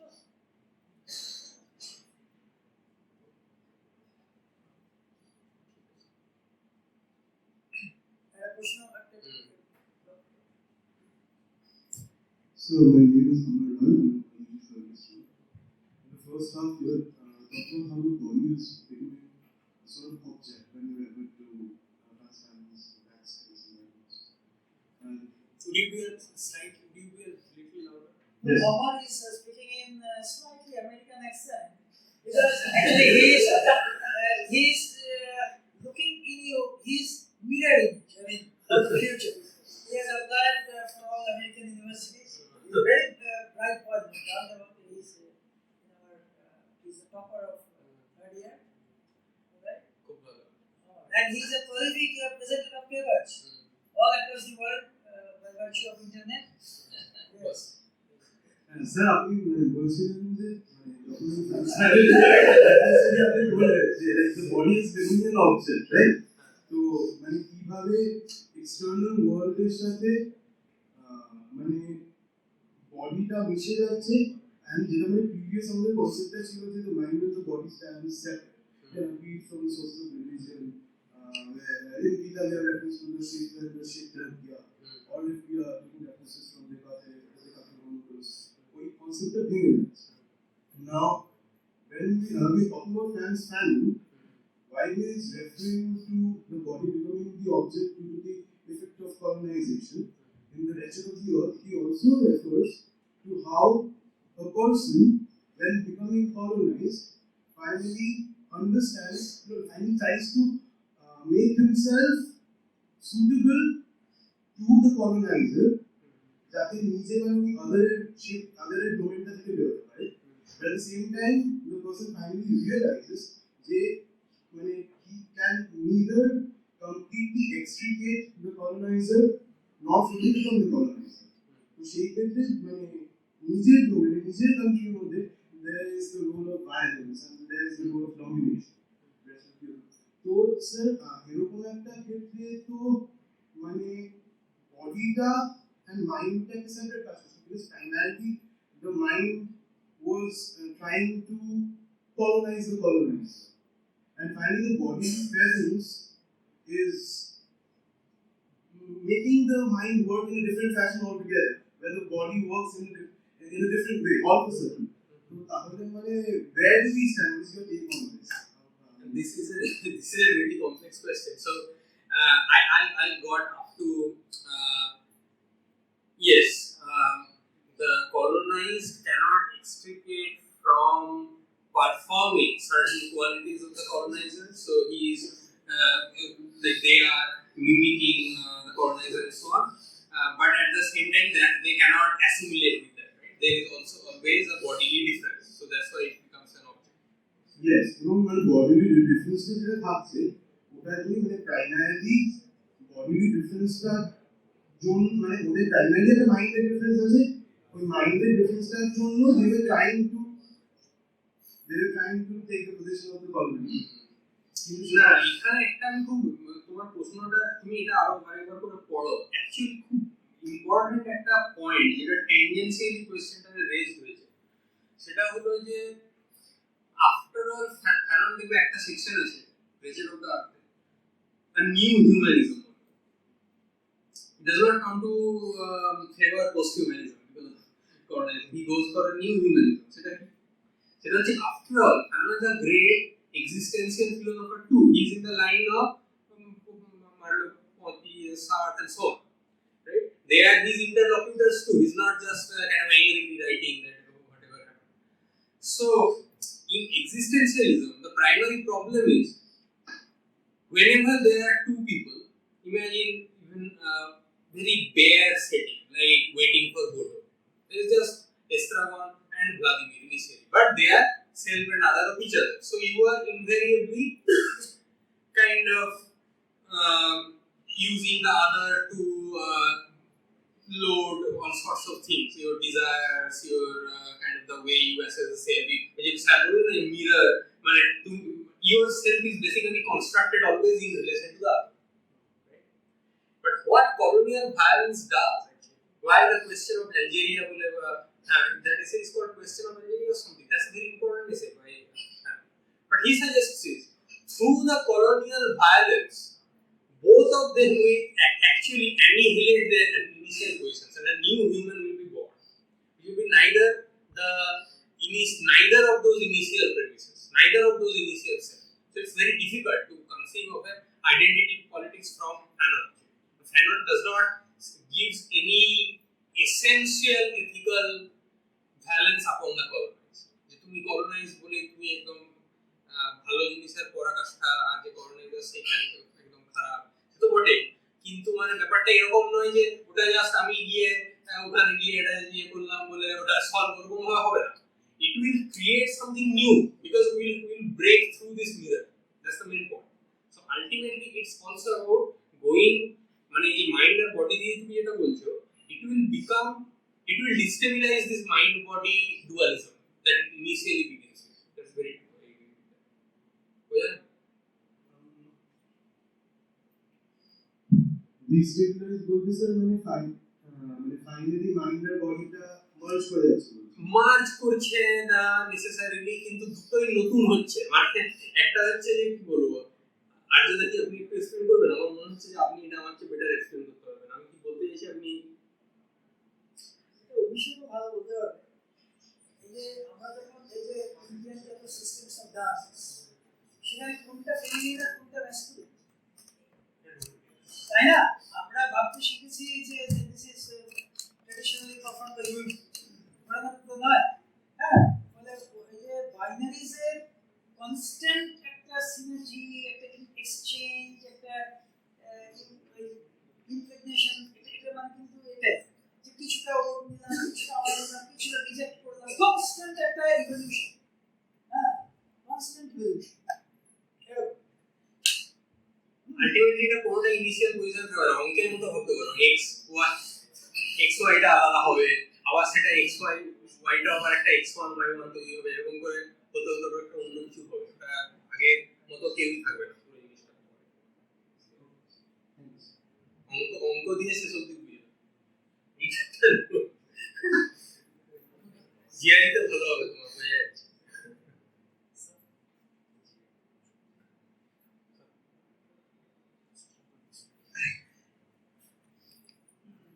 And one more question. In the previous part of your lecture, you mentioned The Invisible of the Self, which is, I believe, a book. And you said that there was a section that said, in the end, the universe and I are in a closed economy in utero. Can you explain that a bit further? I didn't really understand that. Yeah, that's a great point you raised. So it's from Irigary's commentary on the visible and the invisible, right? It's called the invisible. So what she says, she critiques her teacher, that although he talks about an embodied cognition, he in some way does not address the fundamental question that is there, that what is the maternal regenerative kind of process that creates this possibility of flesh being a thought object or a thought subject. So what creates the condition of possibility for that embodied cognition? And when that is created, why she is talking about the continuum with the utera is because এই যে আমাদেরকে আগে অভিষেক বললো যে Abyss বা chaos বা ওরা, সেটা জাস্ট একটা প্রাইমাল মুহূর্তে তৈরি হয়েছিল বিশ্ব সৃষ্টির সময়, এমন নয়। সেটা একটা কন্টিনিউয়াম যেটা প্রত্যেকটা সময়ই আছে, Existed already. হ্যাঁ, yes. So the problem of this new philosophy, যেরকম নিউ হিউম্যানের কথা বলছেন তো, সেরকম নিউ ফিলোসফি, সেখানে এই থটটা মানে যেটা আনথট, এমনকি এবং এটা অ্যাকচুয়ালি আমরা ঠিক করে বুঝতে পারবো না ক্রিশ্চিয়ানিটি একটু না বুঝলে। এটা নিয়ে আরো অনেক ব্যাপার আছে, যেমন এই যে ভার্জিন মেরি যেরকম ভাবে, যেটা তুমি যদি স্ট্যাবার্ড ম্যাটার করো, জুলিয়া ক্রিস্টিভার, কারণ all of this people are in the dialogue with each other, they are writing at the same time, they are interlocutor. সেখানেও এই ধারণাটা আছে যে এই যে স্পিচ, যে একটা স্পিচ এলো, তারপরে একটা ভেসেল ভার্জিন মেরি সেখানে এসে একটা ইমাজিনেটেড বার্থ ক্রিয়েট করছে। কিন্তু ক্রিশ্চিয়ানিটির অনেক অন্য যে ইয়েগুলো, অন্য যে ধারাগুলো ক্রিশ্চিয়ানিটির মধ্যে, যেমন যে ঈসা কথা কামস ফ্রম স্ক্যান্ডিনেভিয়ান রুল, এরকম অনেক কিছু আছে যেগুলো ক্রিশ্চিয়ানিটির সময়ের নয়, এবং ধীরে ধীরে পেগানিজম আছে কনসিডার করে।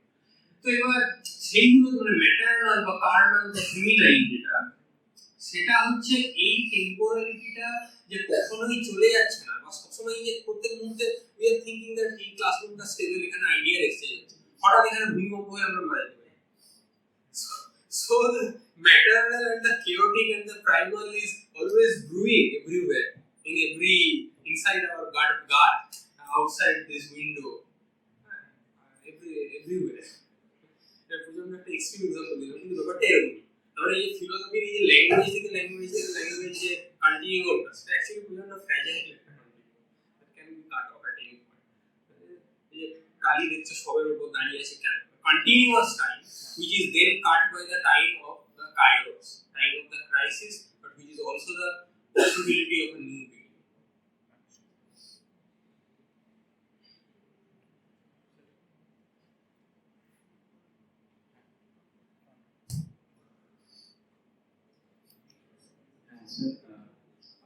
Also, So, California panel যে আপনি নিউ ম্যানের ওইটা কি আরেকবার একটু বলুন, তাহলে ওটা হচ্ছে ওই আপনি তো যেটা ভালো এক্সপ্লেন করলেন যে ধরো ডায়ালেক্টিক, এটা হচ্ছে ডায়ালেক্টিক্যাল মেথড, মানে ওয়েস্টার্ন ফিলোসফি খুব ফান্ডামেন্টাল জিনিস হচ্ছে ডায়ালেক্টিক, যেখানে তুমি একটা ইনিশিয়াল প্রেমিস দিচ্ছ, আমি একটা ইনিশিয়াল প্রেমিস দিচ্ছি, এবার এই প্রেমিসেরা যখন ইন্টারঅ্যাক্ট করবে তখন দুটোই বদলাচ্ছে, কেউই আর তার ইনিশিয়াল স্টেটে থাকছে না। সো এই ভায়োলেন্সটা হচ্ছে কিছুটা একটা অ্যানিহিলেটরি ফোর্স, যেটার ফলে মানে এখনো এক্সচেঞ্জ হচ্ছে কন্টিনিউয়াস, মানে যেটা প্রেম দিয়ে ঘটছে বৃন্দাবন, সেটা এখানে হেট্রেড ভায়োলেন্স দিয়ে ঘটছে, কিন্তু it's also a kind of a Leela like structure, যেটা হচ্ছে একদম আলটিমেট বোমা মেরে মেরে হচ্ছে, কিন্তু ব্যাপারটা হচ্ছে তাই একদম সেম। ঠিক আছে, মানে যেখানে দুজন ক্রোমোসোম এবং দুজনই পরস্পরকে অ্যানিহিলেট করে একটা নতুন হিউম্যান তৈরি করবে। ওই জন্য ওই প্রবন্ধটা ফেরানোর প্রচন্ড কন্ট্রোভার্সিয়াল এবং বহুদিন অবধি বহু ইউনিভার্সিটিতে ব্যান্ড ছিল কোয়েশ্চেন অফ আলজেরিয়া। তাই আমি বলার চেষ্টা করছিলাম অভিষেককে যে রাধা ও কৃষ্ণে একজনকে বলা হয় তো কালো, একজন গৌরী, এইরকম মুদ্রা আছে যেখানে অর্ধেকটা রাধা অর্ধেকটা কৃষ্ণ। ওটা ওরকম ইভলিউশনারি একটা স্টেজ, যেখানে আমি কিছুতেই পুরোটা কালো, আবার কেউ পুরোটা Gauri, and the big the march, এটা রয়েছে রাধা কৃষ্ণ সলিউশন। ওদের যে বিভিন্ন মুদ্রার যে আইকনোগ্রাফি প্রেজেন্টেশন আছে, তাহলে এইটা স্যার এবার আমি যেটা বলি, এই যে জানি না প্রশ্ন আমি কি করছি, এই কনসেপ্টের সাথে নিক্সিয়ান আইডিওলজি যেটা ক্ষেত্রে ট্রান্সলেশন অফ ভ্যালু আর সুপারম্যানের যে কনসেপ্টটা, এটা কি কোনোভাবে ইকুয়েট করা যেতে পারে? এই ধরনের প্রশ্ন হচ্ছে খুব ট্রিকি, কারণ আমি রিসেন্টলি মিক্সে পড়িনি প্রথমত। দ্বিতীয়ত হচ্ছে যে এটা এবার সেই জন্য আর কি, মানে এটা খুব সঠিক অর্থ উত্তর দেওয়া আমার পক্ষে সম্ভব। এবার নিচে একরকমের জিনিওলজির কথা এবং ওই মানে গুণ বিজ্ঞান যেটা কি ইনিশিয়াল ভাবে সমাজে রয়েছে, তার পিছনে গিয়ে এটা কোথাও দুটোই আর কি হিস্টোরিক্যালি সিচুয়েটেড, কোনোটাই অরিজিনাল নয়, এই ধরনের সমস্ত আর্গুমেন্ট থাকে। কিন্তু নিটসের ফিলোসফিক্যাল মেথড, আমরা যেহেতু এখানে মেথডের কথা বলছি তো টু অ্যান এক্সটেন্ট, নিটসের philosophical method is fundamentally different from the dialectical method. Nietzsche comes from a tradition of writing fragments, যেটা শেষ বড় ফিলোসফার হচ্ছে Walter Benjamin, but it's a very different philosophical tradition of সূত্র, Indian ফিলোসফির সূত্র, খুব ছোট্ট মধ্যে বলা হবে, যেটার মধ্যে একটা ইনিশিয়াল কিছু, যেমন ঈশোপনিষদে আছে একটা বিখ্যাত সূত্র, প্রচন্ড ডিস্টেবিলাইজ, যেমন এখন আগে আমি একটু সংস্কৃতকে বলতে পারতাম, আমরা ভুলে গেছি বলে বাংলায় বলছি। সেটা হচ্ছে যে বিদ্যার উপাসনা, যে অবিদ্যার উপাসনা করে সে অন্ধকারে প্রবেশ করে, যে বিদ্যার উপাসনা করে সে ততোধিক অন্ধকারে প্রবেশ করে, এই উপনিষদে আছে। মানে তো সক্রেটিস, যেমন সক্রেটিস হচ্ছে এই ফ্র্যাগমেন্টের মানে ওয়েস্টার্ন ফিলোসফিতে জন্ম, যে তোমাকে ঘাটিয়ে দেবে বলে তুমি আচ্ছা তুমি এরকম মনে করো, তাহলে এটা কি কেন এরকম। তো নিটসের স্টান্সটা বা লেখার ফিলোসফি, লেখার স্টাইলটা কিন্তু ওরকম, it's not the dialectical posture, it's a different philosophical method.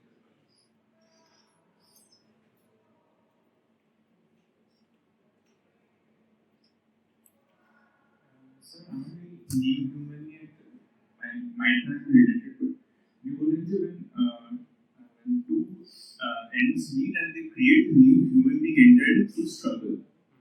So can we ask, can we you say that through the struggle of freedom in India, both the English and the Indians were left completely changed from what they initially were? Absolutely, absolutely they change. Just not through the freedom fight, through colonization. তুমি যখন থেকে ওই সময় থেকে যে কোনো text যেগুলো ধরো অরিজিন হচ্ছে British detective, one of the most British of novelistic genre detective fiction. Detective fiction প্রথম কি? What is the first? It's Wilkie কলিন্সের the Moonstone. And what is that moonstone? It is the stone of Vishnu, which was part of Tipu Sultan's sword, which was then taken by a British general into Britain, which then creates a whole trail of things. But so the এইরকম ভাবে যদি ধরো প্রথম যেটা সাইকোজিওগ্রাফি, যেখানে প্রথম psychological একটা ভাবে স্পেসকে রিপ্রেজেন্ট করা হচ্ছে, এটা হচ্ছে De Quincey's confessions of an English opium. সেখানে এই মাইন্ডের যে আনকনসিয়াস স্পেসগুলো, সেগুলোর মেটাফোর বা মেটোনিমি কি ওরিয়েন্ট, চায়না, প্যাগোডা, বিষ্ণু সেখানে অনন্তকাল ধরে শুয়ে আছে ইত্যাদি। So it has changed European literature at large from the 17th century। তার আগে যে মিডিয়েভাল রেনেসান্সের একটু যখন শুরু হচ্ছে, সেটাও কন্ট্রোভার্সিয়াল। লিসা জার্ডিন ইত্যাদি অনেকে দেখিয়েছেন যে ওখানে অটোমান আছে প্রভাবিত। আপ টু অ্যাবাউট হয়তো 10th 11th century একটা কনসলিডেটেড ফেজ আছে European civilisation, Which is purely হ্যাঁ কিছুটা হ্যাঁ, মানে সেটার মধ্যে ব্রিটিশ থাকলেও সেটা অনেক দিন ধরে ডেভেলপ করেছে, simply because they were financially poor, they were poor of the world, and they were cut off civilization. it had no influence from the east. হ্যাঁ, মানে there were influences of course, কিন্তু influence তো পয়সা থাকলে হয়। এই যে Indian, আমরা এই যে ইন্ডিয়ান ধরে যত কিছু ভাবছি, আচ্ছা ইন্ডিয়া থেকে সবকিছু সারা বিশ্বে যাচ্ছে, ব্যাপারটা কিন্তু ওরকম নয়। এই যে সরস্বতী, সিদ্ধমাতৃকা ইত্যাদি গুলো সব সাউথ ইস্ট এশিয়ায় আছে, অন্য অনেক জায়গাতেও আছে। তো আমি নিশ্চিত যে ইন্ডিয়ান বলে যেগুলো চলছে, সেগুলো এত এত নানা ধরনের জিনিস ইন্ডিয়া এসেছিল simply because India was an economic powerhouse for about 1000 years, if not more. That's why there are so much complexity in Indian culture, simply because of that. Lots of different people came and went through it. It's very simple. সেরকম ভাবে European civilisation will find its efflorescence only when it will become a financial powerhouse. Industrial revolution, এবং তার আগে mercantile. Industrial revolution হচ্ছে একটা স্ট্রম্যান, কিন্তু তার আগে মূল ঘটে যাচ্ছে মার্কেন্টাইল পাইরেসি, পাতি মার, মানে পুরো ইটালিয়ান আর এইসব স্প্যানিশ পাইরেটদেরকে মেরে উড়িয়ে দিচ্ছে ব্রিটিশ এরা, এবং এইসব স্প্যানিশ গোল্ড আরো অনেক মার্কিন হিস্ট্রি রয়েছে, তার সঙ্গে slavery. Moonstone the argument that is complete. And Moonstone, my argument is, and you see that the whole, there are all sorts of things. All these characters are kind of enthralled. They are doing certain things which they don't know they have done. Like the person who is actually stolen the Moonstone. So they mean the good sort of, but he has done that stealing under some kind of a spell. তো এরকম ধর fundamental যেগুলো মানে imperial সেলফের খুব basic জায়গা, যেগুলোর উপর ম্যাকলের পুরো থিসিস ইত্যাদি দাঁড়িয়ে, যে agency, rationality, they are completely destabilized in these literary texts. এবং সেখানে দুটো কি ফ্যাক্টর, একটা হচ্ছে সেখানে মুনস্টোন আছে ইন্ডিয়ান, এবং কয়েকজন ব্রাহ্মণ ঘুরে বেড়াচ্ছে চারদিকে, তারা এটা ওটা রিড করছে, and there is a very important Caribbean doctor who is a mixed blood and slightly feminized, Ezra Jennings. He has a very weird physiognomic description, like half of his hair, for instance, is straight and whitish, half of it is curly and black. He looks perpetually kind of intoxicated because he takes opium, but at the same time he has some kind of a penetrating glint in his eyes. এরকম ভাবে দেখতে পাবে যে এই যে bundle of contradiction, এবং যারা এই ধরনের মানে ট্রু আর কি অ্যাম্বিভ্যালেন্স, যেটা বাবা বলছেন কথাটা ঠিকই, কিন্তু সেই অ্যাম্বিভ্যালেন্সটা এত বেশি ভিসেরাল, এবং সেটা এত বেশি, সেই জন্য এত বেশি ডিস্টেবিলাইজিং, এবং সেটা এত বেশি আর কি, এবং সেটা দিয়েই কিন্তু এই জনরাটা তৈরি হয়েছে। সেটাই হচ্ছে হুডানিট। The whole question of detection is basically this question of imperial looking for the sign of empire, trailing the trail of the empire. সেই জন্য যত বড় বড় কাল্ট ডিটেকটিভ স্টোরি, সেগুলোর মধ্যে কিন্তু কোনো না কোনো একটা কিছু এইখান মেন্টাল স্ট্রেসে মার্ডার হচ্ছে, সেখানে গিয়ে এই হচ্ছে। আবার তোমরা এখানেও যদি দেখো সত্যান্বেষী ইত্যাদি, মানে আমাদের ব্যোমকেশেও প্রচুর এই যে চাইনিজ আন্ডারওয়ার্ল্ডের গল্প রয়েছে। কারণ কলকাতা তখন ইয়েটাই হচ্ছে ওরকম, জাপানিরা আসছে, এখান দিয়ে অস্ত্র যাচ্ছে, সেখান দিয়ে মাকড়সার রস দিয়ে বিষ ঢুকছে। So detective fiction is a genre that is totally connected with geopolitics. Absolutely. And the notion of this anxiety. যেটা পরে ফস্টারের মেসেজ টু ইন্ডিয়া কেভে গিয়ে তার একটা ফুল flower.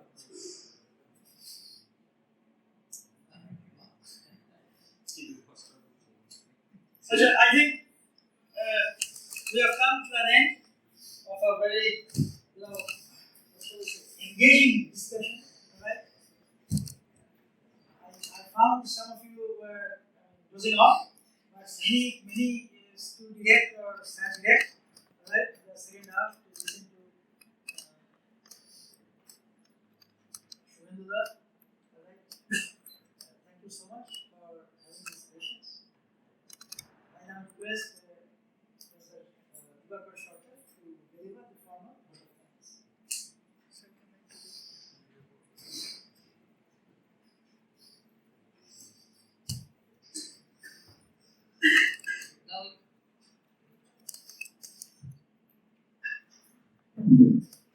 Now we come to the end of this, I would say, thought-provoking talk. And thanks to you for being with us today.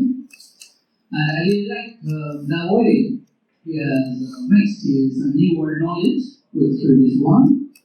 Now, in the break, I was saying to him that, like a migratory bird, he keep coming back to your nest.